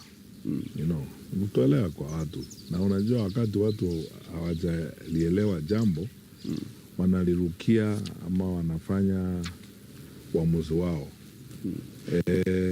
Vile nimesema, unajua hata katika cabinet nilikuwa naona wakati tulikuwa kwa serikali rais akifanya mabadiliko katika baraza la mawaziri, aseme sasa wewe General Kaiseri bahati mbaya amefariki, Matiang'i ndio atakuwa waziri wa usalama, ametolewa katika Ministry ya Education. Sasa watu wengine wanasema hiyo ni promotion, wanasema wengine ni demotion and so on. It depends on who's looking at it. Lakini mwishowe ni vile rais anapanga baraza la mawaziri. Na sisi kama chama ni vile tunajipanga. Kuna jukumu mpya ambao ni muhimu sana na inatakiwa ifanywe na kiongozi wa chama chetu ambaye ako na uzoefu zaidi wa chama na ambaye ndiye amehusishwa zaidi na chama chetu. Na tukijipanga kwa hayo majukumu, tukiangalia huwezi kusema wacha jukumu ili mtu ambaye anaweza kulifanya ni Gatonye. Hawezi kuwa ni inakuwaje sasa demotion? Unajua okay. Inashangaa na inakuwaje kuondolewa? Unajua kuondolewa, ukiondolewa labda mimi sielewi Kiswahili sana, lakini kuondolewa ni kuambia sasa utoke hapo. Wanasema it's a demotion of what rank ya position za chama ni gani? Nani ametoa rank? Akasema hii ni number 1, number 2, number 3. Secretary General anaonekana sana and he actually runs the party sort of. Then hiyo kazi yake ni ndogo kuliko kazi ya kuwa deputy party leader, kwa sababu kama wewe ndio kwa front desk huko, kwa hivyo unaweza kuingia kwa ofisi ama ujiulize mtu yule ambaye ako na madaraka makubwa ni yule anakaa first floor ama yule anakaa second floor. Unajua hii it's relative, inategemea nani anaongea maneno, lakini mimi nikuambie ukweli kama naibu wa kiongozi wa chama cha Jubilee, kusema tu ukweli ni mambo ambayo mimi ningependa nisiyazungumzie, kwa sababu saa nyingine unajua inakazirisha. Niseme tu ukweli sababu sisi sote tuko pamoja kama timu. Ndugu yangu Mheshimiwa Jeremiah Kioni ambaye ni mshirika wangu, tumekuwa katika hii chama tunaendelea, na amefanya kazi kubwa. Hata wakati huo tukifanya mkutano huo yale mambo ambayo yamezungumzwa huko kuhusu mchango wake na kazi yake, na inaonekana wazi na hao wote ni wanachama, wote wameingia kwa chama, kila mwanachama anafanya sehemu yake. Nikuulize Gatonye, unataka kuniambia kwamba mguu wako ukitembea, mguu wako ni muhimu zaidi ya jicho lako? Is your leg more important than your eye? They are all parts of that is it. So ni majukumu gani haya Mheshimiwa Kioni? We have roles, tuko na sehemu muhimu. It's a special role yenye sasa chama. Sasa unajua uko na mkono, uko na mkono mwingine, uko na mguu, uko na jicho, uko na mdomo, uko no, every part is important. Sasa tuwezi kuwa tuingie kwa chama tuseme hii ni sehemu ndogo. Okay. Nimekuuliza kulingana na mwili wako wewe. Unafikiri mkono wako wa kushoto is less important than your ear? Kulikuwa na upinzani dhidi ya haya mabadiliko. I mean, wakati mlikuwa mnajadiliana mkiwa pale, sijui how was it received? Hakuwa na upinzani wowote. Mimi nilikuwa kwa hii mikutano yote. In fact hakutakuwa na ukifanya mabadiliko kila mtu anasikia wewe utakuwa hivi, anasema yes, hakuna. Mimi sijasikia, kusema tu kweli, mimi sijasikia hii maneno. Nasikia kutoka kwa watu one or two people kwa magazeti ama kitu kingine, naona kwa social media. Ni muhimu pia kwa members na tena unajua kila mtu akiongea, nimekuja kuzoea kwa siasa kwamba unajua kila mtu akiongea ama akiuliza swali, wakati mwingine unatafakari. Wengine hawaulizi kwa sababu wako na nia nzuri, wengine wanauliza kwa sababu ya vitina, wanataka kuleta vitina.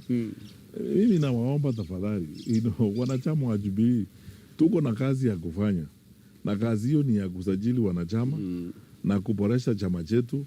Tutaanza sasa wiki hii kufungua maofisi ya chama. Tunajiandaa kufanya uchaguzi wa chama kufikia baadaye mwaka huu. Alafu tuende kwa National Delegates Conference. Basi tujipange sasa kwenda kwa uchaguzi. Upande huu mwingine National Executive Committee imeamua tutakaa pamoja kwa United Opposition, tuongee na wale wenzetu katika United Opposition. Ili sasa tujiunge na Wakenya wengine katika ujenzi wa taifa letu la Kenya. Lakini sasa ndio mambo kama hayo ya kusema mguu ni less important kuliko jicho. Hiyo yote ni maneno ya kuturudisha nyuma. Sisi hatuna hiyo kwa chama cha Jubilee. Yale tuko nao kwa Jubilee ni kwamba kila mwanachama, vile Uhuru Kenyatta anasema, kila mwanachama hata awe naibu wa National Organizing Secretary, yule hako kwa county, kila mwanachama, hata yule mwanachama ambaye hana cheo katika chama, yeye ni member tu. Hata yule ambaye alikuwa mstaafu, alikuwa mjumbe wa bunge katika chama cha Jubilee, lakini sasa bado yeye ako Jubilee. Kila mwanachama wa Jubilee tunamchukulia kama ni equal kwetu sisi wote. Mimi sio bora zaidi kwa sababu ni naibu wa kiongozi wa chama kuliko mmemba wa chama ambaye ako Molo ama ako Kirinyaga ama ako Embu. Nikipatana na wanachama wa Jubilee wale wako Embu, wale wengine wanataka viti vya MCA, wale wana umuhimu kwa chama kama vile mimi naibu wa kiongozi wa chama, kama vile mweka hazina wetu Bwana Kawe, kama vile katibu mkuu wetu mpya Bwana Ole Kenta. Hivyo ndivyo tunataka kwenda mbele. Umerudia na nilisikia wakati wa huo mkutano umesema Jubilee kabisa iko kwenye upinzani. Yeah. Lakini wabunge wa chama cha Jubilee wanaonekana wakifanya kazi na Mheshimiwa Rais. Sasa watu wamesema hii ni kinaya kwamba chama inasema wako kwenye upinzani, MPs wa chama wako katika serikali yenye mnasema haijafanya mambo vizuri, mnataka kubadilisha. Unajua, tumeamua sisi katika Jubilee kwamba tunataka kutumia wakati wetu mwingi kujenga chama chetu cha Jubilee na kuendelea mbele. Hakika, na niseme tu wazi, tumekuwa na challenges za discipline katika kati ya wanachama wengine wa Jubilee. Lakini unajua, hilo ni jambo ambalo limetokana zaidi na maono na maongozi ya wale ambao wako kwa serikali wakati huu, ambao nia yao ni kuhujumu vyama vingine, kwenda kuwatafuta wajumbe, kuhonga wale wengine na wale. Unajua, ni kwa sababu tumeamua kwamba hatutaki kuwa na confusion na vita kwa chama. Saa hii tunataka kuangazia kwenda mbele, kwa sababu kama wale wanachama katika Jubilee ambao wamekuwa nominated, kama tungetaka kufuata huu mtindo, tungewafutilia wote mbali, tuandikia IBC watoe wote, alafu tunominate wengine wapya, mambo kama hayo. Lakini hatutaki kujiingiza kwa vita hivyo saa hii, kwa sababu mahali tuko wakati huu, yale nchi yetu inataka ni kwamba tutafute na tufanye kile tutakachoweza kuja pamoja, na tuwe tumesoma yale kupitia kwa viongozi wengine wetu vile wanavyo fanya. But hiyo pia nayo it's sending mixed signals. Hapa kuna chama cha Jubilee kinasema tuko katika upinzani, hawa ni wajumbe wako kwenye serikali na ni members wa chama, na pia tunaona chama ni kama hakijawahi dhubutu kuchukua hatua yoyote. Kulikuwa na this nominated MP mwenye alikuwa kwenye chama cha UDA, sijui alionekana kwa mkutano wako, na unaona chama cha UDA kilikimbia sana kikamuondoa, kwa sababu ili ijulikane, ili ikuwe wazi. Gatonye, nikwambie tu ukweli, huo mpango wa hawa wajumbe wa bunge, hasa wale ambao wako nominated kuingiana na serikali ya UDA, ilikuwa baadhi ya yule mpango wa kuhujumu na kukisambaratisha chama cha Jubilee. Sure. Na ni hawa viongozi wa UDA wako serikali ndio wamefanya njama za kuhujumu chama cha Jubilee. Tungeamua sisi wenyewe kama Jubilee, sababu hiyo ni rahisi, kwanza mpango wa kuwatoa wale wote. Okay. Akina Mheshimiwa Sabina Chege na wengine, lakini hatutaki kwenda pande hiyo saa hii kwa sababu ni vizuri tuseme ukweli. Tukianza kuzingatia maneno kama hayo, wakati wetu mwingi utaenda kwa fitina na mambo ambayo hayafai. Tuko chini ya miaka 2 kutoka kwa uchaguzi wakati huu. Tunataka sisi kujenga chama. Okay. Na tumesoma kutoka kwa hiyo lesson. Haya maneno ambayo yalifanywa ya ilielekea Jubilee kwenda kotini, ilielekea Jubilee kusambaratishwa na kusumbuliwa na kila kitu. Hii yote ni mipango ya serikali ya kuhujumu chama cha Jubilee na vyama vingine, kwa sababu wao hawaamini multi-party democracy. Wanataka kwamba shida ikitokea ndio watakuwa na nafasi ya kuongoza bila kuulizwa maswali. Sasa unajua, uongozi nao pia unahitaji kila wakati utafakari maneno, ujiulize wewe mwenyewe unataka kwenda namna gani mbele. Secondly, we are not intolerant. Sisi hatutaki kufanya yale maneno ya tunaona wengine wanafanya ya aibu. Okay. Kwa sababu ni vizuri vile unasema, yule Senator Uroba, Gloria Uroba, alikuja kunilaki tu wakati nilikuja kutoka nje. Hakujiunga na chama changu. Kwanza wakati huo mimi sikuwa na chama, sikuwa nimeingia kwa chama. Hakuja kunilaki and so on. Lakini unajua viongozi wale ambao wako na yeye, walikuwa na yeye katika chama chao, ni viongozi wako na chuki, na ni viongozi ambao wanachukia watu wengine, wanadharau wengine, wanadharau makundi mengine katika jamii yetu ya Kenya. Wakafanya namna hiyo. Sisi hatutaki kwenda pande hiyo. Okay. Tumeamua kwamba hata wakati tunakuwa na shida kama hizi katika chama, kiongozi wetu ameamua kwamba, na sisi tunamuunga mkono, tutaendelea kupiga hatua kwa hatua. Wakati mwingine tunazungumza na wengine wakati mwingine, because hatutaki kuonyesha intolerance. Ukifanya hivyo utatumia wakati wako wote kwa vita. Okay. Na sasa unajenga chama namna gani na huko kwa vita na kila mtu, tutoe huyu, tutoe yule mwingine, tuende tutafute kanini keka, tuende kumtoa, tuende tutamnani. Hiyo ni kitu inatupotezea wakati. Okay. Wacha sisi tuchenge chama, tuongee na wale wengine. And in any case, by the way, huwezi kuwa eti unaweka watu pamoja kwa sababu mnakubaliana kwa kila jambo. Kuna wale watu ambao utawasawishi na mtakuwa pamoja hata kama wako na mawazo tofauti na wako na mafikira tofauti. Hii ni demokrasia, na demokrasia hii ni safari ndefu. Okay. Mimi kwanza vile nimezungumza na viongozi wengine wa Jubilee, tuko tayari, tunazungumza na wengi na napata almost every day kiongozi ambaye alikuwa Jubilee ameenda, wengine juzi nimekuwa Naivasha nakutana na viongozi wengine MCAs ambao walitoka Jubilee wakaenda kwingine, wakasema tulikosewa wakati wa nomination lakini tunataka kurudi. Mimi nawaambia karibu nyumbani. Okay. Tufanye kazi na wale wengine.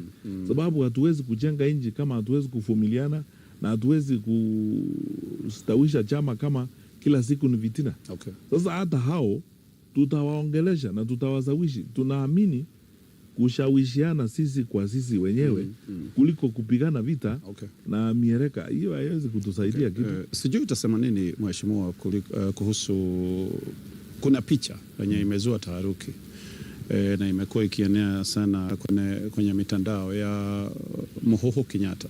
Alionekana pale State House na picha ikapigwa vizuri sana wakiwa na mheshimiwa Rais William Ruto. Wengine wameanza kusema hii ni kielelezo, kuna mipango ya kando inafanyika. Sijui hata wengine tunasema sasa hii inaonyeshana kuna, unajua mimi ningewashauri wa Kenya kwanza. Unajua by now wa Kenya mnatujua, mnajua viongozi wetu vile wako. Unajua kwa viongozi wengine kwa nchi hii wamekuwa ni specialist wa approach na posturing. Na wao kazi yao ni unafiki na kujifanya. Mnaweza kukutana nao kwa kanisa huku mnaomba, alafu kesho wanapiga picha wanasema wao ndio walikupeleka kwa bishop na padri, wao ndio wanajua bishop. Na nimemkutana tu hapo na yeye kwa kanisa mkiomba kila mtu. Hili jambo limeelezwa wazi. Ndugu Mwao Kenyatta mheshimiwa ndio anawakilisha Duke of Edinburgh kwa shirika la Presidential Award Scheme duniani kote. Hii ni mradi ama ni mpango unafanywa katika nchi nyingi za Commonwealth. Na Duke of Edinburgh anachangia kusaidia nidhamu, kustawisha mbinu na skills na discipline ya vijana katika nchi nyingi za Commonwealth. Na katika Afrika Moho ndio anamwakilisha. Amemwakilisha kwa miaka mingi. Amekuwa Nigeria na President Tinubu kwa hiyo maneno. Amekuwa Senegal. Ameenda nchi zingine. Sasa alipelekwa huko na Ruto Senegal. Unajua hii ni mambo ya wengine watu wanapenda tu kwa Kenya wanatujua. Wanatuelewa vile tuko na unafiki hapa. Ni picha inapigwa hapo na inaanza kusambashwa. Unajua hii maneno ndio zingine inakuchekesha. Kila mtu anapiga hapa nduru kusema unajua mheshimiwa Uhuru Kenyatta amestaafu, waje siasa, wewe Matiang'i unajua uzikaa ukiongea na mheshimiwa Uhuru Kenyatta wewe sasa fanya mambo yako.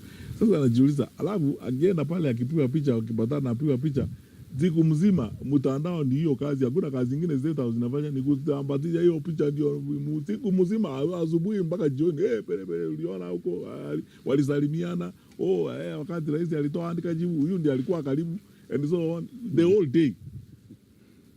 Na pande wakikucha on one side of the mouth wanatuambia hii, kule kwingine wanasambaza picha. Sasa mimi tusiongee hiyo maneno. Hii maneno ndio unaona watu wame cheapen live very easily. Okay.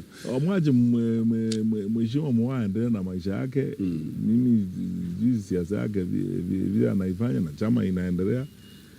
Mimi sijui kama chama inatokea wapi kwa maneno kama hayo. Mheshimiwa, wewe ni mbeba bendera wa Jubilee. Wakosoaji wako wanasema wewe ni project ya Uhuru Kenyatta. Sijui utawajibu vipi? Unajua hilo swali nimelijibu sana na nitaendelea kulijibu. Mimi najiuliza kwa nini niwe project ya mtu, kwa sababu unajua mimi siwezi kusahihisha historia. Mimi nilikuwa waziri wa Uhuru Kenyatta. Okay. Uhuru ndiye alinichagua kuwa waziri. In fact, mimi ndio waziri wa kwanza. Mheshimiwa Uhuru Kenyatta alichagua waziri wa kwanza. Wakati huo miaka 10 iliyopita hakuna mtu alikuwa anajua eti kutakuja kuwa na wakati wa kutafuta uongozi wa nchi. Nimefanya kazi kwa cabinet miaka 10. Mimi siwezi kukataa. Na nimetoka hapo nikaandikwa kazi na World Bank. Ndio nimetoka kuja kuuliza kazi. Najiuliza mbona watu waseme mimi ni project ya World Bank? Kwa sababu kama association yangu na Mheshimiwa Uhuru Kenyatta ndio inanifanya niwe project yake, siongezea mimi ni project ya World Bank. Kwa nimetoka World Bank hivi karibuni. Alafu kitu kingine nasema ni mimi sioni kama kuna makosa, sababu tulifanya kazi katika Jubilee. Nimeulizwa mbona niliingia Jubilee, wakati nikasema mimi nimeimplement manifesto ya Jubilee, nimekuwa waziri wa rais wa Jubilee, tumefanya kazi na manifesto ya Jubilee. Sisi ndio tulileta Linda Mama ambayo imepotea saa hii. Sisi ndio tulikuwa tunaendesha reform ya National Hospital Insurance Fund, tunasaidia wagonjwa vizuri. Tulikuwa tunasaidia wagonjwa wakienda India kutibiwa. Sasa iko zaraka zingine hapa inaitwa SHA ambayo haifanyi kazi. Sisi ndio tulilainisha elimu Kenya hii tukiwa katika Jubilee. Wakati huo hakuna mtu alikuwa anaongea maneno ya capitation, hakuna mtu alikuwa anaongea maneno ya exams, tulikuwa tumemaliza. Sisi ndio tulianza barabara, hata ile tulianza hapa Keno Marwa bado haijamalizika. Tulijenga market zote kama Jubilee. Chaka pale uliona market kubwa. Tulikuwa tuanza sasa awamu ya pili ya kujenga market ya pili. Karatina na kule kwingine nothing, hakuna kazi inafanyika. Sisi tunataka kurudi serikali tuendelee na ile kazi tulikuwa tunafanya. Sasa nakuwa project namna gani? Tulifanya kazi ile tulikuwa tunafanya, tunaendelea mbele. Na wale ambao wanasema mimi ni project, kwa nini Uhuru awe na project Kenya hii? Na mbona we were 23 or 25 or 26 ministers? Mbona ni mimi nakuwa project? Mbona wengine wasiwe project? Okay. Wamalo akona anatafuta kiti ni kiongozi wa DAPK. Mbona yeye hajasemekana ni project? United Opposition, kumekuwa na uvumi kwa hii unity mnaoongea kuhusu, watu wanasema ni PR, kuna vita chini ya maji. Mimi nafurahi sana. Umeita uvumi. Ni uvumi. Okay. Vile umesema. Ni uvumi. Uvumi sio sayansi. So niulize mwisho, mnaaminiana pale katika United Opposition? Unajua wale watu ambao wanaomba sana tusikubaliana na tusiwe pamoja ni hao viongozi wa hii serikali, kwa sababu wanajua lile litafanyika. Mimi nakaa ni kwa shauri kila wakati kwamba tutaungana na tutawatoa kwa uongozi, kwa sababu kazi imeharibika na imeshindikana. Unajua United Opposition ni kama boma. Unaona? Yes. Hii nyumba hii, nyumba ingine, sisi zote tuko kwa boma. Yes. Na tunaongea tukiwa kwa boma moja. Na hao viongozi wa opposition tunaongea sisi wote pamoja, kwa sababu barabara tunatembea ni ile barabara moja tu wananchi wa Kenya wametuambia tutembee. Barabara ya kuunganisha wa Kenya na kutafuta mbinu ya kuunda serikali tofauti na hii iliyoko. Na mimi sitasikia kiongozi yote katika upinzani akizungumza lugha nyingine. Hiyo ndio lugha sisi wote tunazungumza. Okay. Na lile jambo mimi najua linashua wasiwasi kwa wana Kenya ni ile ya kusema hatutakubaliana and so on. Unajua maneno ya kukubaliana na kutafuta mgombea kiti mmoja ni kama vile nimesema tuko kwa boma saa hii. Okay. Boma hii, boma ingine. Sasa kutakuwa na siku ya kwenda kwa Nguralio. Tutakubaliana sasa tukienda kwa Nguralio, msemaji wetu atakuwa nani? Wa kuongea na wale wasazi wa huko. Alafu tutaingia tuende kwa Nguralio, tutafika pale tutapata mmoja wetu wa kwenda kuzungumza kwa niaba ya wale wengine. Sasa itakuwaje shida na wakati huo? Na tuko na mpango msichana tunataka na tuko hapa tumekuwa tukiongea na tumetoka boma moja. Sasa shida itatokea wapi? Kwa maoni yako ni formula gani inayofaa kabisa kumtaja huyo mgombea? Hiyo ndio tunaendelea kuzungumza saa hii. Wengine wanasema maybe mkae boardroom mjadiliane, wengine wanasema popularity numbers. Tuna see what many people don't know. You know, watu wengi hawajui, hasa porojo ya serikali hawajui kwamba tunashauriwa na watu wengi wengi kuliko wale hata wao wanajua. Kuna watu wa Kenya wengi na wako na uzoefu kutoka kwa private sector, kutoka kwa dini na wengine ambao wanaongea na sisi polepole na kwa heshima. Wanajaribu kutuweka pamoja, wanatuambia tufanye namna hii, tufanye namna hii. Kutoka kwa hawa watu wengi wa Kenya wengi. Tuko na hawa wanasiasa wako na uzoefu wengi ambao tunazungumza nao. Timu yetu inaongozwa pande hiyo na Mheshimiwa Kipruto Arap Kirwa. Tutapata namna ya kukubaliana sisi wote. Na hiyo sio maneno ya kuja kuongea hapa pere kwa press conference hapa. Tutakubaliana kama viongozi. Sababu tunaelewa nchi yetu inahitaji nini. Na wananchi wetu wanatutaka tufanye nini. Tufanye kazi tukiwa pamoja. Nene kesi ni ya gani, acha gani uende uwe mkubwa alafu eti unajigamba huko na madaraka na maroli kubwa, watoto hawaendi shule. Ni lini muda mwafaka wako tupatia huyo? Unajua, ninajua. Wengine wanasema huu mwaka, wengine wanasema. I know where you are headed. Yes. Unajua mahali unaenda. Kwa sababu wenzangu wawili, mwingine amesema mwezi wa 3, mwingine amesema karibu na uchaguzi. Hayo ni maoni. Sababu sisi ni demokrasia. Hayo maoni sasa sisi tutakaa chini tuyaangalie. Tukubaliane na najua bila wengine wetu wako na maoni mengine, wengine wanaweza kukuambia mwezi fulani ama mwezi ule fulani. Sasa tunabadilishana maoni. Na unajua tuko na retreat mwezi ujao, tulikubaliana last week. Na mambo mengine tunaendelea kupanga tukiwa pamoja. Kwa hivyo mimi sitaki kutangulia maneno sana. Ninataka kukaa katika huo mpango tuko nao na kuwasikiza wale wenzangu, tunazungumza nao na tutembee katika safari moja. Tutakubaliana, msemaji wetu Mheshimiwa Dr. Mukisa Kitui ataendelea kuzungumza hiyo maneno na tunaongea, Wakenya wasiwe na hofu. Kuna swali. As United Opposition, na alifiwa mtakuwa mnatembelea kamati ya IEBC wiki hii. Maswala ni gani?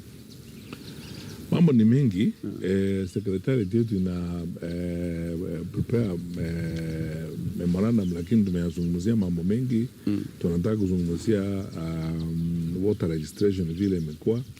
Unajua kuna hii shida tuko nayo ya watu ambao wamesajiliwa kwa wana Kenya ambao si wa Kenya. Wameletwa kutoka hapa nchini na unaweza kuwa na clearly yale serikali inataka kufanya. Na yao sio sisi wenyewe tunazungumza. Mimi zingine nashangaa hii serikali. Nimeona hata mashirika ya kitaifa ya kimataifa yameanza kuuliza maswali kuhusu usajili wa Wakenya wa watu ambao sio wa Kenya hapa nchini. Anyway, tutauliza IEBC hiyo maneno. Tuko na mambo ambayo yanatusumbua sana kama vile Wakenya wote wanasumbuka. Hii mambo ya kukomboa wakora na wauni, kupiga wanasiasa na kuharibu mikutano ya wanasiasa wa upinzani. Tunawezaje kwenda kwa uchaguzi katika mazingira kama haya? Tunataka kuuliza IEBC wao wanafikiria namna gani. Tunataka kuuliza IEBC, sheria imevunjwa hadharani mchana wa maafisa wa IEBC wakiona wao wenyewe. Huku mbele noto wakati wa by election mawaziri wanaingia kwa polling stations na mabunduki and so on. Tunataka IEBC watuambie kwanza, tukianza namna hii IEBC vile imefanya hizi by elections. Wengine wetu tumeanza kufikiria kwamba hii IEBC haitakuwa na uwezo wa kusimamia uchaguzi wa kweli. Lakini tutawaeleza tukiwa nao pamoja. Hatuwezi kuanza kuwa-accuse kupitia kwa vyombo vya habari. Tutawaeleza concern zetu zile tuko nazo. Zile wamefanya, nimekuambia, nimeona by elections zetu watu wanatembea na mishale na mapanga na hawa ni viongozi. Na IEBC inasema nini kuhusu maneno kama hayo? Polisi imehusika namna gani? Alafu kuna jambo ambalo ni la muhimu na tunalizungumzia hili na tutalifuatilia. Nimesikia eti contract imetolewa kwa Smartmatics. Tumeambiwa na hiyo contract ilitolewa na wafanyakazi wa IBC before commission kuingia. Tunataka kujua ilifanyika namna gani. Na tunajua kwamba hiyo maneno ya mathematics vile imezungumziwa, unaona yale ambayo yamefanyika Venezuela na US, tutafuatilia hili jambo na tutahusisha mashirika ya kimataifa kwa haya maneno, kwa sababu hatutaki kungoja mpaka tufike kwa uchaguzi alafu tuanze kusema hii iliharibika namna hii. Tulisoma lesson kutoka 2022. Kuna mambo ambayo tungeshughulikia mapema kama tungekuwa na uwezo wa kufanya hivyo. Haya tunaanza kuyashughulikia mapema na tutauliza maswali kuhusu haya. La mwisho, jambo ambalo nikera sana ni vile IBC inaajili wafanyakazi na wasimamizi wa uchaguzi. 2022 by the way, mimi nimeuliza Chebukati, marehemu Chebukati, hilo swali wakati tumepata malalamiko, lakini unajua wakati huo nilikuwa waziri wa usalama. I had to be very careful nisionekane kama tunasulutisha IBC. Sababu nilikuwa namuuliza inawezekanaje kwamba watu ambao wanasimamia usalama wanasimamia uchaguzi katika kaunti mbili ama kaunti tatu wote ni kutoka sehemu moja ya Kenya. Inawezekanaje? Presiding officers wote wanatoka sehemu moja ya Kenya. How possible is that? Hata wewe Gatonye nikuambie, ukienda hapa Chuja upate OCBD, OCS, DCIO wote ni kutoka chama moja, sehemu moja ya Kenya. Huwezi kujiuliza ni kitu gani kinaendelea? Lazima tuulize haya maneno. Tumeona hii maneno ikifanyika hata wakati wa posting ya maofisa wa usalama. Hatuwezi kunyamaza. Lazima kuna mpango unafanywa hapa. Na kuna mengine ambayo siwezi kuongea hapa. Yale tunajua na tumeambiwa na mashirika mengine ya kimataifa. Tutawauliza IBC kama wao wameambiwa haya maneno. Wanajua nini kuhusu mambo inaendelea kama godown nyingine huko. Okay. Mheshimiwa, tukimalizia hili swala, ikiwa wenzako wa upinzani watakaa mjadiliane pia wewe ukiwa hapo, lakini wakubaliane kwa mgombea mwingine isipokuwa wewe, sijui itakuwaje? Utakubali? Unajua nataka nivuke daraja kabla sijafika hapo. Tuko kwa safari ya kutoka hapa tunaelekea Mombasa. Yes. Daraja iko Mtito Ande huko. Sasa unaniambia lakini lazima atakuwa mmoja sasa unaniambia kati ya wale watano. Utavuka ile daraja ya Mtito Ande namna gani? My friend, ngoja tufike Dongo Kundu. Uone vile ninavuka daraja hiyo tukifika Dongo Kundu. Sasa wewe unataka nivuke hapa. Haya, wacha tumalizie na maswali kadhaa kutoka kwa watazamaji wetu. Ukiwa rais wa Kenya, utafanya nini kuhusu ushuru mzito unaowaumiza wa Kenya? Yeah, our taxing Kenyans, that's the truth. Mimi kwa maoni yangu, and I've started expressing this, I've said before, I would not go with this housing levy the way it is, kwa sababu you see, we can do, why don't we have a voluntary scheme badala ya hii maneno ya kusurutisha kila mtu kulipia nyumba? It's a straightforward matter. Na mimi kwa maoni yangu, I am consulting experts na wale watu wako huko. Mimi sioni kama hii kitu ya SHA ni kitu mimi naweza kutolerate. Okay. Let's go back to the reforms we're having the National Hospital Insurance Fund tuendelee mbele. Okay. Then kesi hii unaona wakati mwingine ni mambo kama ni wizi wa hadharani unaonekana. Na mimi nashuku kila wakati mtu ukiwauliza, unajua sasa ukiuliza maswali wale wanauzika na mawaziri wanaanza matuzi. Unajua hili linanishangaza. Mimi wakati nilikuwa waziri na mimi najivunia hii na ninasema hapa hadharani nikiwa rais mimi sitafanya hivyo. Mwananchi akiniuliza swali mbona ulifanya hii, nitamueleza. Okay. Sitamtuzi. Nitamueleza. Hawa unawauliza maswali ukisema hakuna chakula Kenyatta National Hospital, wagonjwa hawapati madawa and so on, kesho yake ni matuzi the whole day. Okay. Ujibu maswali. Unajua Wakenya wanatuuliza maswali. Hii kitu wao wenyewe, wewe Gatonye, umeenda sehemu ya Kenya mahali mtu amekuambia SHA inafanya kazi. Umepata mtu akikwambia SHA inafanya kazi. Nimeenda kila mahali, uliza kila kiongozi, hakuna mtu kati yetu ambaye afanyi harambee sijui nini kila siku. Huyu ukienda hospitali saa hii, hata nikienda kuona familia zangu watu ambao ni wagonjwa. Sababu kila mtu wako na familia. Watu ni wagonjwa, anaenda huko the other day mbisha kuona mgonjwa. Unatoka pale nje, unapata wananchi pale, watu wanakuambia jamani nilikuja hapa sijui nini, SHA ina hii imeshindwa kulipa. Hiyo ndio story everywhere you go. Sasa ukiwa kiongozi na watu wanapiga nduru namna hiyo, what is your first thing to do? Ni kusema jamani hii kitu inaonekana iko na shida. Wacha tukae chini, wale watu ambao mnaelewa hii maneno katika sekta ya afya, hebu kuja. Na hawa wako na bahati. Mutahi Kagwe ambaye alikuwa waziri wa afya ambaye tumekuwa naye kupigana maneno ya corona and so on, ako nao huko. Sasa uite wale watu ukae chini, you know during COVID, wakati wa COVID Katonye, uniruhusu niseme hii tafadhali. Wakati wa COVID niligundua nchi yetu ina uzoefu wa ajabu. Sisi ni nchi imebarikiwa, we have so smart people. Hiyo ndio nimejua akina Willis Akwale au watu wote smart people in the health sector. Ita watu from faculty of medicine huku kwingine Kemri, kaa na wao chini tupike hesabu hii kitu, watu wanaramika haifanyi kazi, tutafanya namna gani? Hawezi kuwa eti wewe mwenyewe ndio unajua inafanya kazi na kila mtu huko nje ni nduru anapiga. Hii kitu siwezi kukubali maneno kama haya. Sababu mpaka saa hii mimi sijui, hakuna mtu amenipea sababu. Wewe sijui kama umepewa sababu na serikali. Kwa nini tuliama kutoka ile reforms ya National Health Insurance Fund? Ni faida gani? Na unajua viongozi wanapaswa kwenda kwa TV, waziri mwenyewe aache kupiga kelele na matusi, aende kwa TV aambie Wakenya wenzangu, unajua tuliamua kuhama kutoka hii kitu ya National Health Insurance Fund kwa sababu hii. Kwa sababu change is very difficult. Wanajifanya itikana kwamba hii ni kazi hatujafanya. Tumefanya hii kazi before. Implementing public policy change, lazima ubebe watu, na hiyo sio kazi rahisi. Lazima ubebe watu uende na wao ueleze.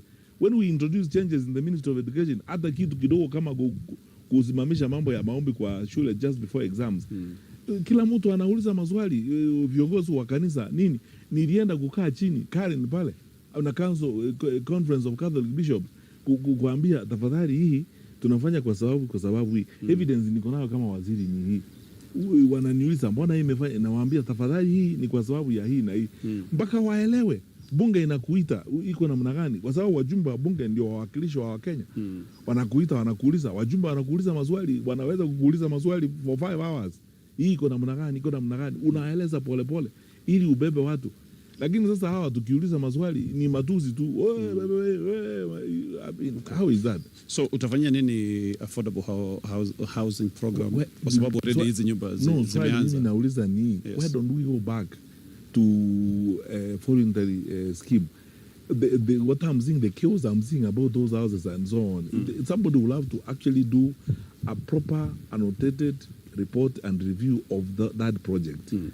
To elewe exactly, what is where. You are building on property owned by counties, you are building on land owned by government, you are building on water. What is the policy underpinning this? And as you move forward, how are you going to manage now the sanctity of title in the process as you move forward? Unajua haya ni maswali. Mimi kama ingekuwa jukumu langu, ningeambia watu twende tukae pale tuwaeleze Wakenya wenzetu. Kwa sababu wakiuliza maswali hawaulizi kwa sababu wanatuchukia, wanauliza kwa sababu wanataka kujua. Na tuwaeleze, lakini hawezi kuwa kila siku wakiuliza wanasema au wanauliza kwa sababu hawana akili. Really? Sawa. Tutamalizia na hili. Jerry kutoka pale zinaitwa Mayaihei kwa Kikuyu. Kuna mijadala ya mabadiliko ya kikatiba. There is talk of a referendum, constitutional change. Sijui kama unaunga mkono.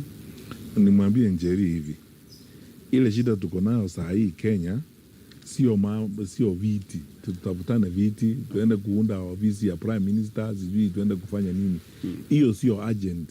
Mimi nafikiri kutakuwa na wakati mbeleni wa kuangazia hii katiba yetu tumekuwa nayo miaka 10 na fulani. Tuangalie comprehensive job. Tumesoma nini katika hii katiba, ni kitu gani tunahitaji kufanya. Lakini piecemeal kazi zinafanywa hapa for political expedience, eti ni siasa ya survival, eti tutafute namna ya kufanya viraka kwa serikali to survive. Honestly speaking, we are not being very honest with the country. I don't support this kind of nonsense, honestly, because you see tuko na shida saa hii. Wewe nikuulize Katonye, watoto hawaendi shule wakati mwingine. Saa hii ni nduru kila mahali, haifanyi kazi. Hakuna project inaendelea. Usalama ndio hiyo sasa, mpaka ofisi ya waziri mtu anaenda kulala huko 5 hours. Unini? Alafu tuanze kuongea sasa mambo ya kubadilisha katiba tuweke minister. Hiyo ndio agent sasa saa hii. Tuna kazi ya kufanya. Let us build our country. In fact, mimi kwa maoni yangu vile naona, I mean, I may be wrong, sababu mimi na waheshimu viongozi wa serikali, kwa sababu unajua naambianga watu kila wakati ile kitu inatuweka sisi pamoja ni katiba, na lazima tuheshimu katiba na tuheshimu hiyo katiba. Ndio nasema hiyo serikali ikae kwa ofisi, kwa sababu ni katiba, sio mimi. Tuheshimu ndio, lakini sasa tuwe also serious people.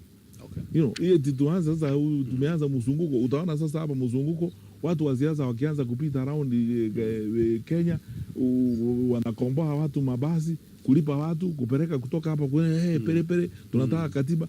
Inji ambayo watoto wetu wanasumbuka namna hii, vijana wetu wengine hawaendi university. Okay. Wamedifaa kozi, ukosefu wa kazi ndio huo. Sehemu zingine Kenya hii za hii kuna drought, shida kubwa, watu wamepoteza mifugo and so on and so forth. Alafu sasa tunafikiria vio vyetu.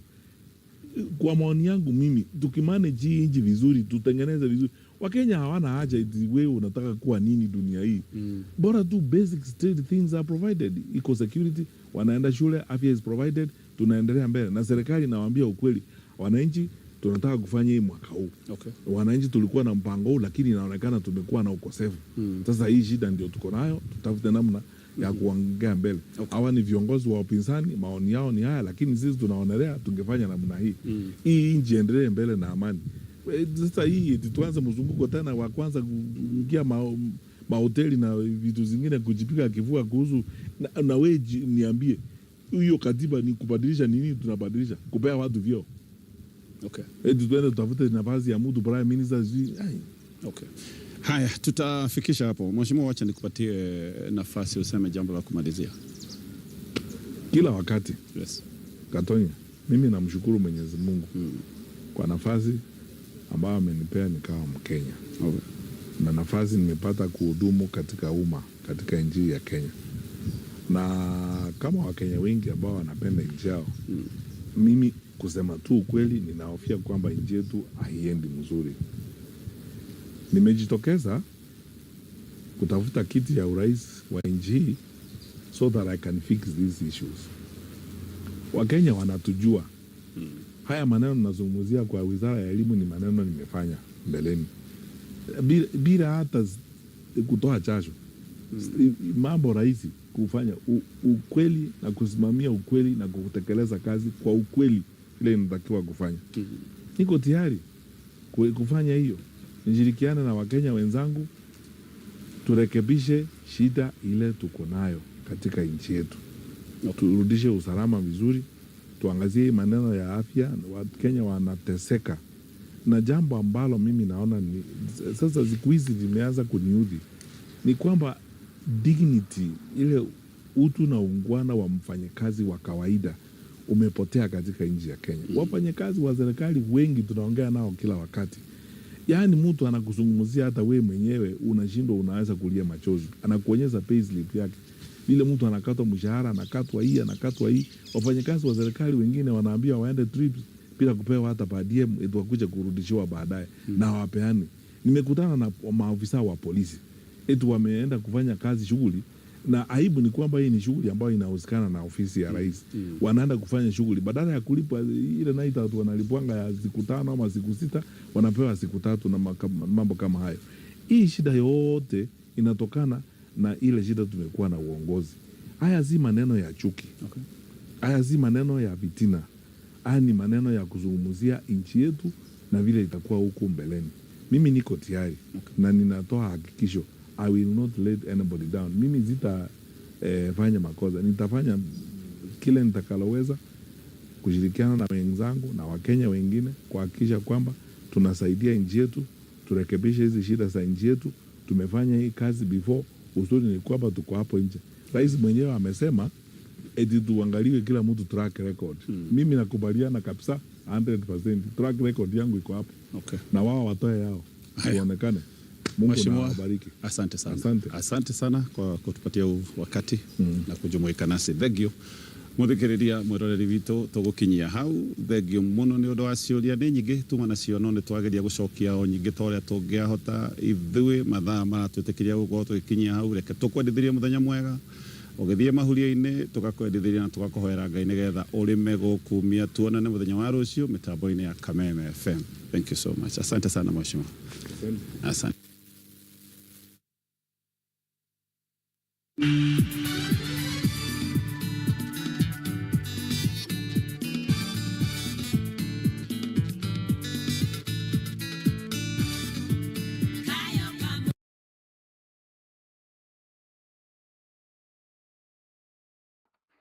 Ucio auma mũrũĩrĩri wake gĩtĩ kĩa o president 2027 na tigiti wa kĩama kĩa Jubilee akĩhũngwo mahũri kana ina interview nĩ mũthuri ti Gatonye Bogomen kuma kũrĩa gwa Kameme no makiuma kũndũ different makiuma studio-inĩ na nĩakorwo akĩũrio ciũria nyingĩ.